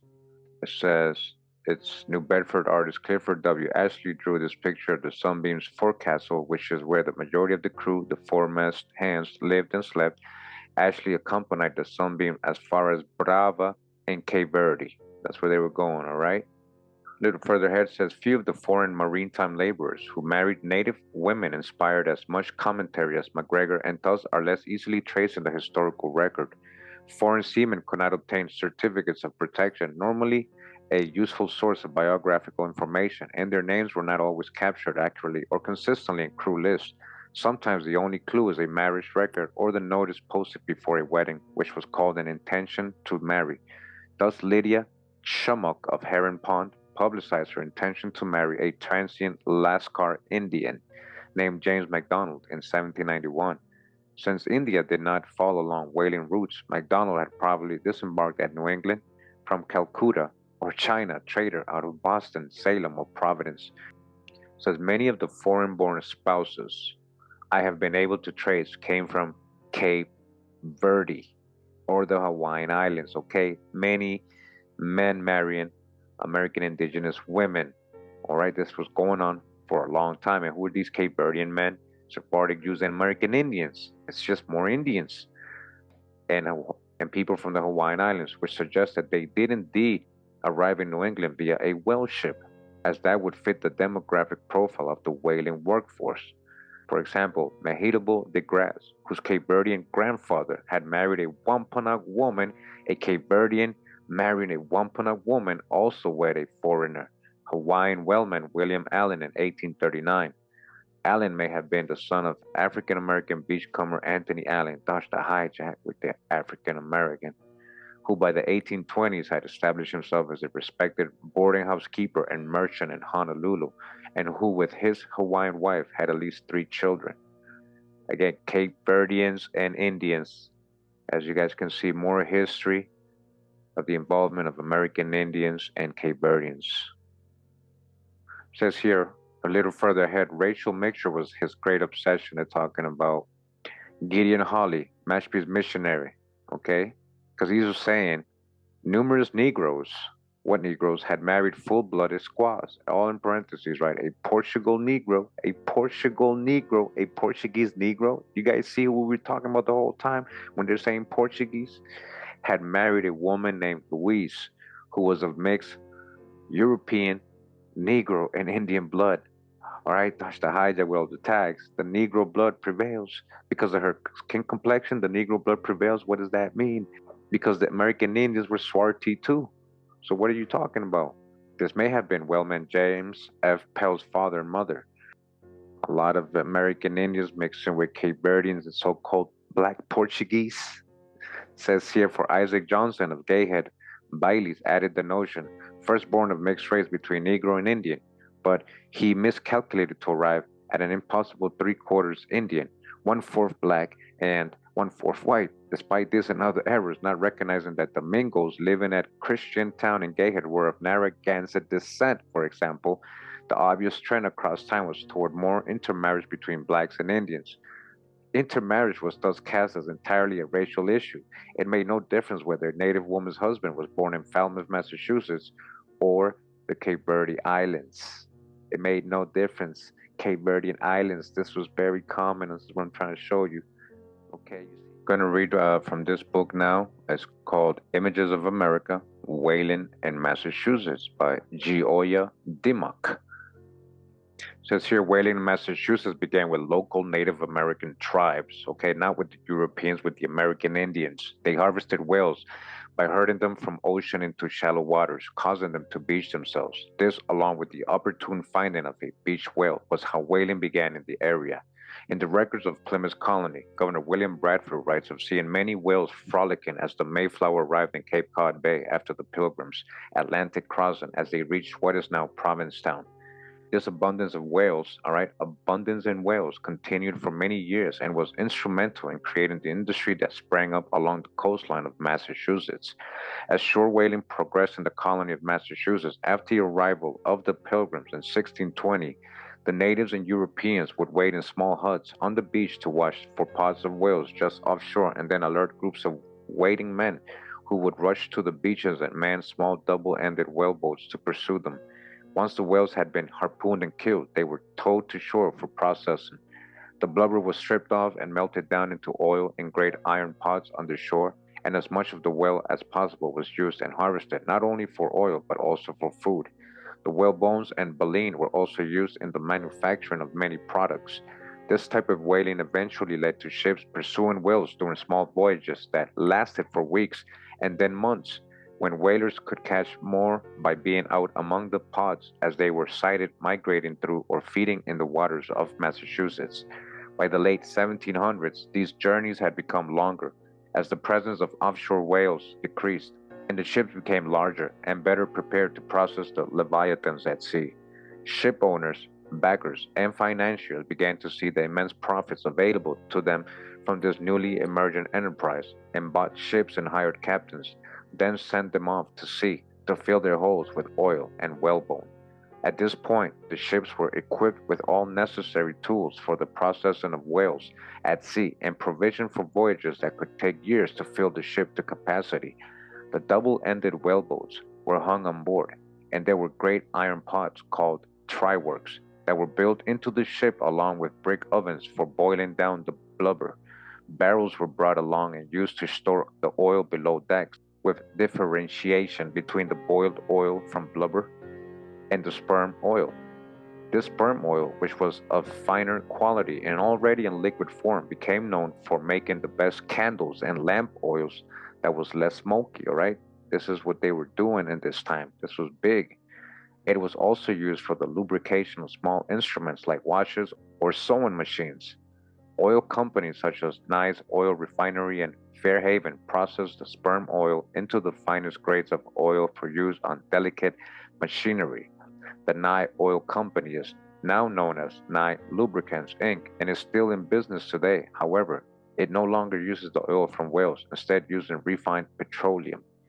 The whaling business was built upon the knowledge and experience of the local Native Americans and commenced in earnest on the island of Nantucket. All right, on Nantucket, when locals invited Wampanoag tribal member Ichabod Paddock to come to the island to teach them how to hunt whales. Another Massachusetts town, New Bedford, all right, another big town where Cape Verdeans are, became known for its whaling fleet along with the town of Fairhaven, located across the harbor. Fairhaven started as a whaling port, but became known as a port for outfitting, rigging, and provisioning the ships that sailed the seas. This town, along with Falmouth, Monument, Now Bourne, Mattapoisett, Gloucester, Essex, Provincetown, Marblehead, Boston, and many others along the coast took part in the industry in different ways, from shipbuilding to provisioning. The complementary industries that arose around the booming whaling industry included shipbuilders, coppers who made the barrels to store oil, sail makers and rope makers, the insurance and financial people on shore who handled the money, and the ship owners who financed the long journeys and reaped the biggest profits. The industry also became a way for a young man to make his mark and possibly his fortune in the world. Men who began as cabin boys or seamen rose through the ranks to captain their own ships. The fledgling industry welcomed men of all races, men from local tribes, immigrants from Cape Verde, and freedmen of color, all right, immigrants from Cape Verde. There were captains who refused to sail without a Wampanoag man aboard. And in Herman Melville's famous book, Moby Dick, one of the three harpooners was a Wampanoag man named Tashtego. The other were Cape Verdeans. You guys know that? Absalom Boston, a free man of color from Nantucket, became captain of the industry, the only known whaling ship that sailed from Nantucket with an all-black crew in 1822. All right, that's the hijack. It's always been almost all-black crew since 1600s. Amos Haskins, a Wampanoag man from the Gayhead tribe of Martha's Vineyard, became captain of the Mattapoisett-built bark Massasoit. All right, so I just want to read that. You guys can see immigrants from Cape Verde. Cape Verde is very involved in this. All right, now we're going to read real quick from this. It says New Bedford Whaling National Historical Park, the draft general management plan, draft environmental impact statement from New Bedford, Massachusetts. It says ethnographic resources. Real quick, a comprehensive survey has not been performed, but existing information indicates that New Bedford has potentially valuable ethnographic resources. This is a direct consequence of the fact that people involved with the whaling industry are still living in New Bedford area, offering considerable potential for oral histories of exceptional value. The schooner Ernestina would also be considered an ethnographic resource due to the vessel's continued association with the Cape Verdean people, both in the southeastern Massachusetts and the Cape Verde Islands. Furthermore, the Aquinnah Wampanoag, a federally recognized American Indian tribe, has ties to New Bedford's whaling industries, with several descendants of whalers living in the local area. Several descendants of Cape Verdeans and Wampanoags, all whalers. We already know the history of Cape Verde has much American Indian slavery. Many American Indian slaves sent over there to Cape Verde. So you guys see how it goes full circle. Why are they so good at whaling all these people? And why they're in the same area, why there's so many Cape Verdeans in New England, more than there actually is in Cape Verde. All right, so we're going to read from this real quick, all right? I hope you guys are following along, enjoying. Just wanted to go ahead and briefly talk about the history of whaling with the American Indians especially, so you guys can see the obvious connections here. It says here, the whale in the Cape Verde Islands. Seascapes as a cultural construction from the viewpoint of history, literature, local art, and heritage. The whale in the Cape Verde Islands, just like the whale in New England. Says here, the whale in the history and literature of Cape Verde. Cape Verde is an Atlantic archipelago composed of 10 islands and 5 islets of volcanic origin with steep shores and ocean floors more than 3,000 meters deep. And in their surrounding waters occur deep diving cetaceans such as sperm whales, blackfish, pilot whales, orcas, and other species, and many other different species of delphinids, plus baleen whales such as the humpback whale, migrate annually between high latitude feeding areas in the North Atlantic to low latitude breeding areas, which include the waters of Cape Verde, totaling 24 species occurring in the region. All right, 24 species of whales in Cape Verde. Do you guys see? So there's an abundance of whales in New England, an abundance of whales in Cape Verde. So much connection here in history between each other. Remember, the Indians were the first to travel these oceans, and the currents that will actually bring you there. It's 4 times harder to go back the other way. In the shared history of peoples and whales, whaling has been an impactful activity with consequences for both humans and animals. As Michael Dyer wrote, islands loom large in whaling history, and to this the Cape Verdean Islands are no exception. Despite some studies that have pointed out the existence of local whaling in the 16th century, it has been hard to track the evidence of such activity in that region during the early modern period. That's because it was Indians. The Coval travel literature confirms the occurrence and abundance of whales of incredible magnitude.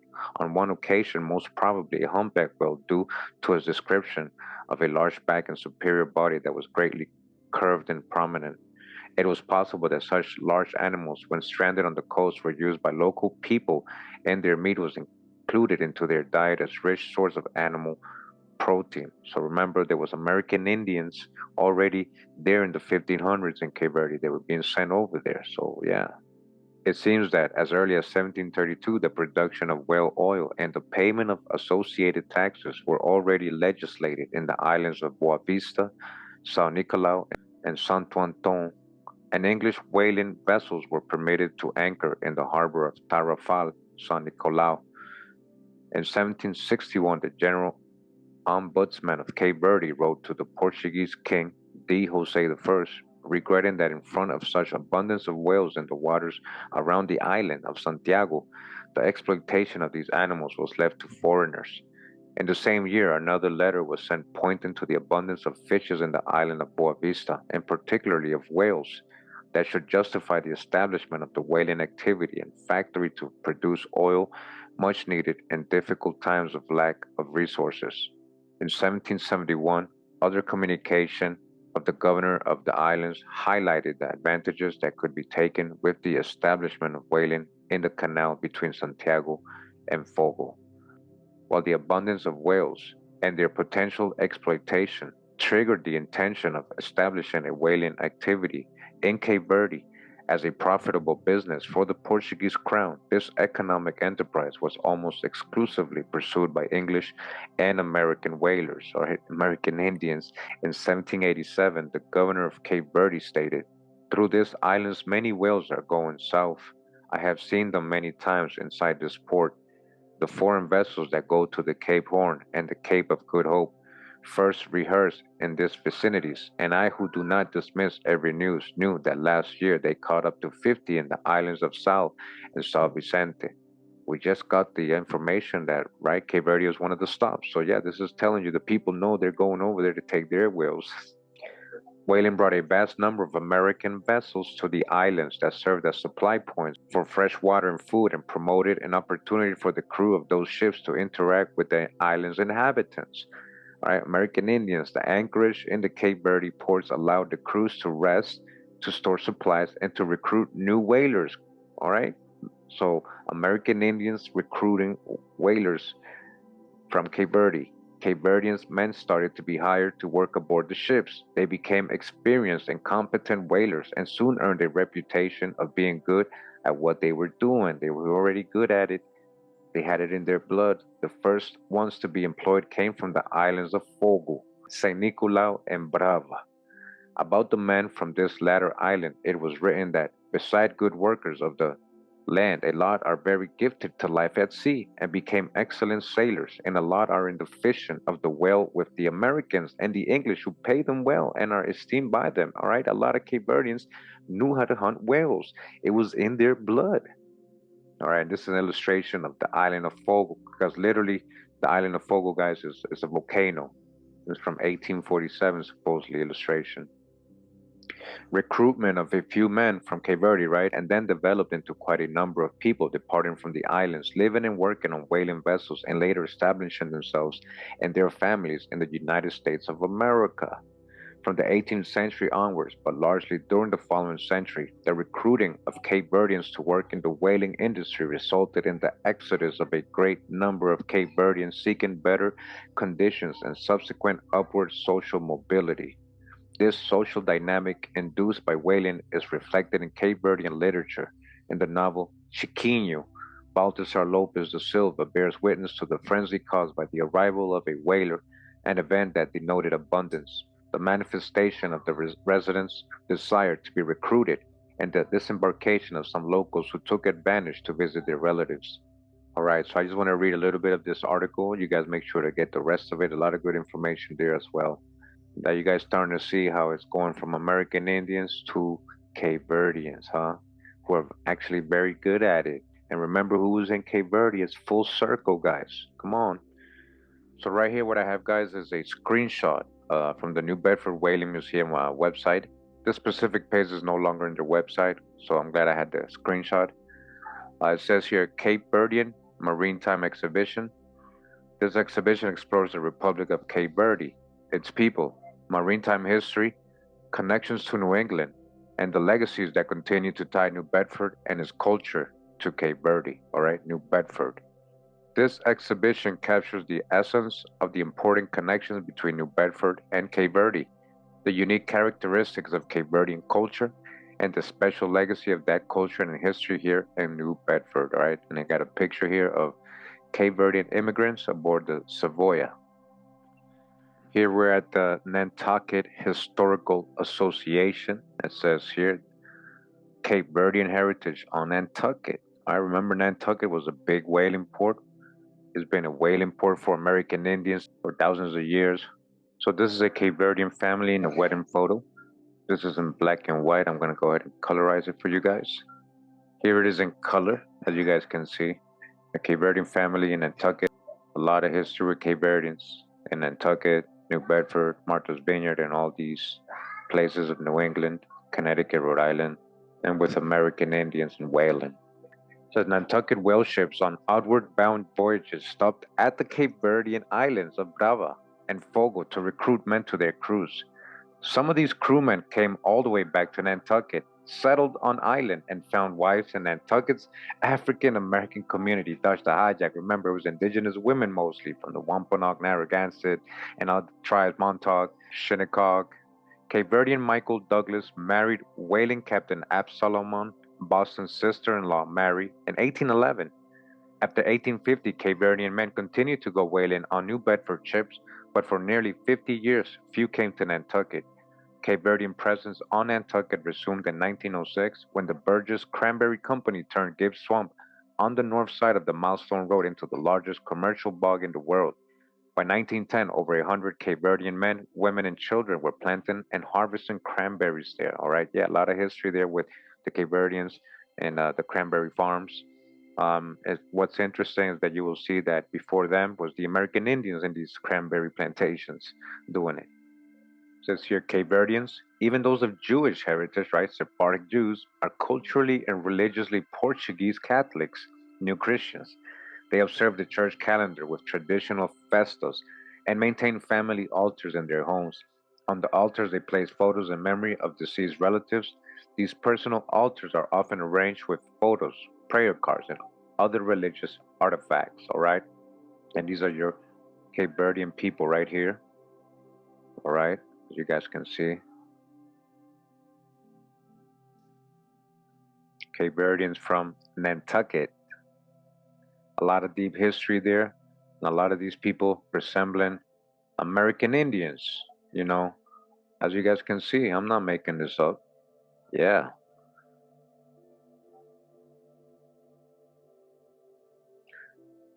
Again, a lot of history with Cape Verdeans in New England, with whaling and American Indians in these areas as well with whaling. And they happen to look the same. We know American Indians were being enslaved, taken over to Cape Verde by the thousands. All right, some old photos of Cape Verdean people. Here in Cape Cod Times, new museum to tell story of Cape Verdean influence on Cape. East Falmouth, a historic farmhouse on Davisville Road, contains a sliver of Cape Verdean history and culture, and subsequently Cape Cod's. The Cape Cod Cape Verdean Museum and Cultural Center is officially opening Friday and will feature exhibits illustrating the role Cape Verdeans played in the development of Cape Cod, the history of Cabo Verde, and nostalgic items from Cape Verdean culture. It's about bringing the community together to learn more about the culture that has been here all these years, building and farming and doing all these things, said President Wesley Leite. We've kind of been in the background without being noticed.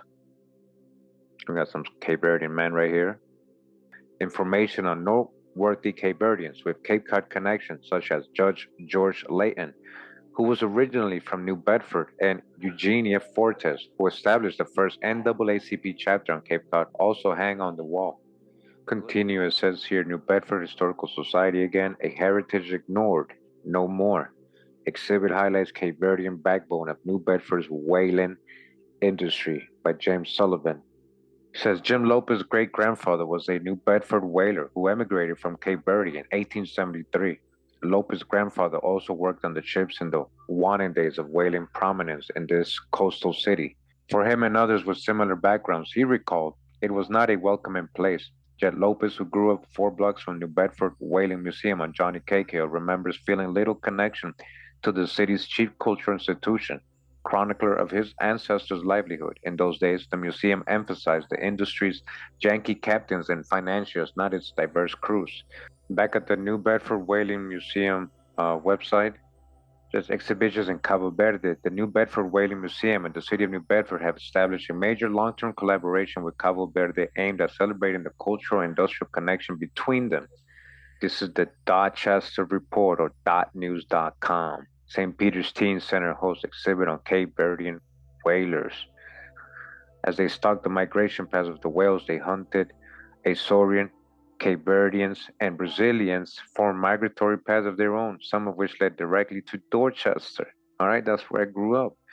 Again, the history of Cape Verdeans and whaling is very big.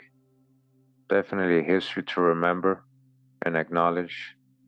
I hope you guys see the connection with the American Indians and the whole history of Cape Verde and American Indians and other people. Portuguese, we're talking about Iberians, Sephardic Jews, and Moors, not Africans. Says here by Gina E. Sanchez, The Politics of Cape Verdean American Identity. Cape Verdean Americans, as persons of Portuguese descent and American Indian descent, represent one such group who have faced this dilemma of racial classification in the United States. The Cape Verde Islands are a 10-island nation located approximately 283 to 448 miles off the coast of Senegal, West Africa. Cape Verdeans began immigrating to the United States during the late 18th century. Like other immigrants, Cape Verdeans and their descendants have had to constantly negotiate their cultural, political, and national identities in light of new social forces impacting their lives in the United States. One aspect of this negotiation entails the reconciliation of a Cape Verdean cultural identity with a socially ascribed racialized minority status as black, so-called black, a crayon color, you see? But now we know, right, guys, their culture is way more complex than just calling them black, right? Many Cape Verdean Americans have resisted the catch-22 of identifying as either white or black by asserting a national and cultural Cape Verdean identity, while others have assumed a politicized identity as African American or black, all right? Some people, yeah, I'm African American. They like that because they're Pan-African Cape Verdeans. Still others have chosen to identify as Portuguese, also understood as white. Not always, right? Not always. In their attempts to escape the stigmatization attached to blackness or to African ancestry, like I just said. The first wave of Cape Verdeans who immigrated to the New England area did so as crew members of janky whaling ships. From the mid-18th century onward, the whaling industry in the United States was centered on the islands of Martha's Vineyard and Nantucket, as well as in New Bedford, Massachusetts, right, with American Indians. Because their whaling expeditions took them into the Atlantic Ocean, New England whalers usually anchored off the coast of the Atlantic islands of the Azores and the Cape Verde Islands. Example, off the coast of Brava, to refurbish their supplies. Once there, these whalers also began recruiting seafarers and fishermen from Cape Verde, primarily from Brava, the Azores, and Madeira as cheap laborers. Tom Brown notes, it was the custom in this period to stop at the Azores and Cape Verde Islands, both Portuguese holdings, to get the fresh provisions so necessary in preventing scurvy. At the same time, ship captains replenished their crews, replacing deserters and those who had succumbed to the rigors of crossing the Atlantic with the islanders, who were excellent seamen. All right, excellent seamen. By the turn of the 20th century, improvements in sailing techniques led to increased trade between the East Coast and these Atlantic islands, thus facilitating Cape Verdean settlements in New Bedford and Boston, Massachusetts, as well as in Providence, Rhode Island. Although the whaling industry went into decline as of the late 19th century due to the discovery of petroleum in Pennsylvania, which replaced whale oil as domestic fuel, Cape Verdeans sustained the industry well into the 20th century. During the 1920s, Cape Verdeans bought and converted most of the whaling vessels into packets or cargo and passenger ships, which further assisted Cape Verdean entry into the country. This so-called packet trade between Cape Verde and New England continued into the early 1930s and officially ended with the last voyage of the schooner Ernestina in 1965. Cape Verdeans continued to immigrate to the U.S. via airline travel that had improved during the 1940s and 1950s, all right? So I remember the stories of my friends, talking about, the ships that their ancestors had or they came on, that Cape Verdeans owned. They were bringing people back and forth, and that was the business. So this is what they're talking about.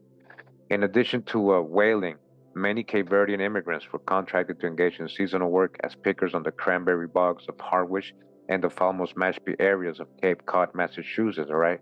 This was the same places where these American Indians were doing the exact same thing and working alongside with them. So they were mixing, getting along, socializing with them, assimilating, amalgamating. Cranberry harvesting in the United States began in the 1850s with a labor force comprised of Finns, Poles, and Italians. By 1910, Cape Verdean migrants dominated this industry, particularly those from Fogo, since these islanders had the most experience in an agrarian-based economy. Women and children played a prominent role in the sustainment of the cranberry industry. Because their hands were considerably smaller than those of men, they were able to pick the cranberries at a faster and more efficient rate. The experience of my grandmother, mother, and aunt attest to this phenomenon of women ascending the back of pickup trucks with their children to engage in the back-breaking work on the bogs from the 1920s through the 1950s. The cranberry and whaling industries, in addition to fishing and textile industries, stimulated a steady flow of migration between the islands in southeastern New England. Immigration to the United States as an option for Cape Verdeans became restricted in 1917 through the enactment of a quota law which restricted European and Mexican immigration specifically. Cape Verdeans were affected by this quota law given their status as Portuguese colonials.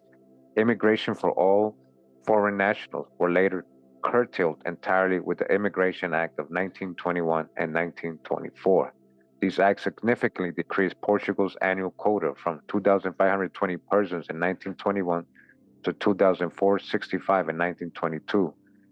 All right, and so on and so on.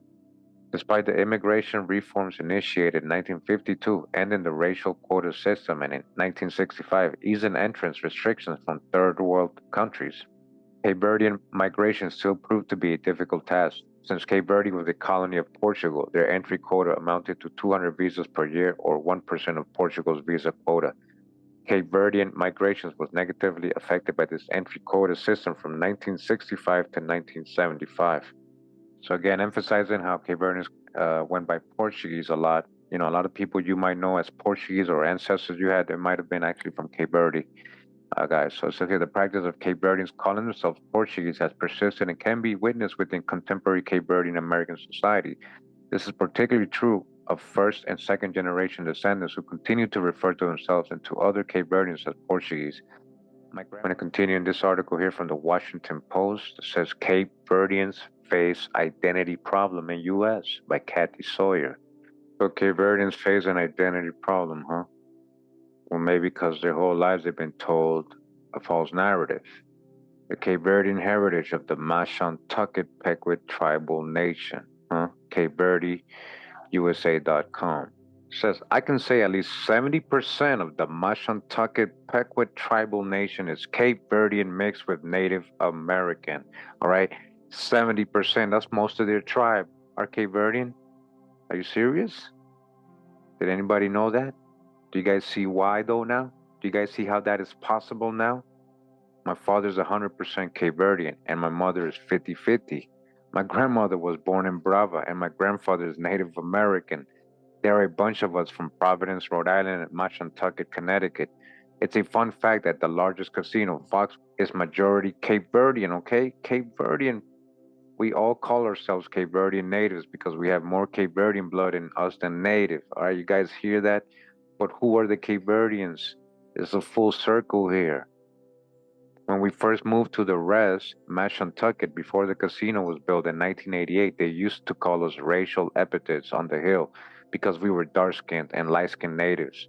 They used to ask us why aren't we the same color as the Native Americans they saw in their history books, not realizing that we weren't procreating with each other. I dodged some of the hijack here. 90% of the tribal members came from Narragansett, Rhode Island, and Providence, Rhode Island. My grandmother came to Rhode Island in the 1960s during the Great Migration. She resided in Fall River, Massachusetts, then moved to Providence, Rhode Island, where she met my grandfather. At that time, there was the conflict in Southside and West End Providence, mainly Federal Hill before it was Little Italy. But as you guys can see, they're letting you know, we Cape Verdeans too. Most of the whole tribe is Cape Verdean. Back in the Cape Cod Times, I want to read this real quick. It says, what is real? Traditional tribal food in Mashpee? Angela Marcelino explains. And it says here, here's why you'll find a Cape Verdean recipe for agacida in the book. Beyond her Wampanoag roots, some of Marcelino's ancestors came from the island republic of Seychelles and the Cabo Verde or Cape Verde Islands. All right, more Indians and Cape Verdeans. Her father, John Marcelino Jr., was Cape Verdean and spoke Creole fluently. In those times, said Marcelino, Cape Verdean people were taught to assimilate so he often only spoke his native tongue to his mother. But the food was carried down from one generation to the next. A recipe for jagacida or jag, as is commonly known, is included in the book to weave in Marcelino's Portuguese and Cape Verdean culture. Her grandmother Lucille Nana Ramos Laporte Marcelino lived her entire life in Harwich and later in Dennisport. And we're back in the Cape Cod times again. And it says here, twin sisters sue Wampanoag tribe over disputed membership. All right, you see that? What's going on here?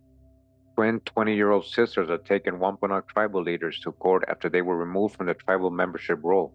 Kyla and Kaylin Balbuena, all right, Balbuena, are suing the Mashpee Wampanoag Tribe Enrollment Committee in tribal court after the committee removed them from the tribal roll about a month ago. We don't want to sue our tribe, Kyla said, but we just want to fight for our rights back. Kyla and Caitlin found out that they had been removed from the tribal roll and placed on pending enrollment lists when they tried to sign up for COVID-19 relief that the tribe offered to its members. Someone messaged them on Facebook letting them know, Kyla said. The enrollment committee did not tell them in advance. Lorenzo Balbuena Jr. was a member of the Mashpee Wampanoag tribe. He was a fisherman and harvested quag hogs, Taylor said, and he worked security during powwows. Lorenzo's name is on the sisters' birth certificates, and he lived with them their whole lives until he died, Kyla said. The sisters became members of the tribe in 2000 when they were both a year old. They both have their tribal cards and enrollment IDs, and they have been very involved in tribal activities, Kyla said. They taught dance classes for the tribe in preparation of powwows and are champion dancers of the Eastern blanket and the fancy shawl, she said.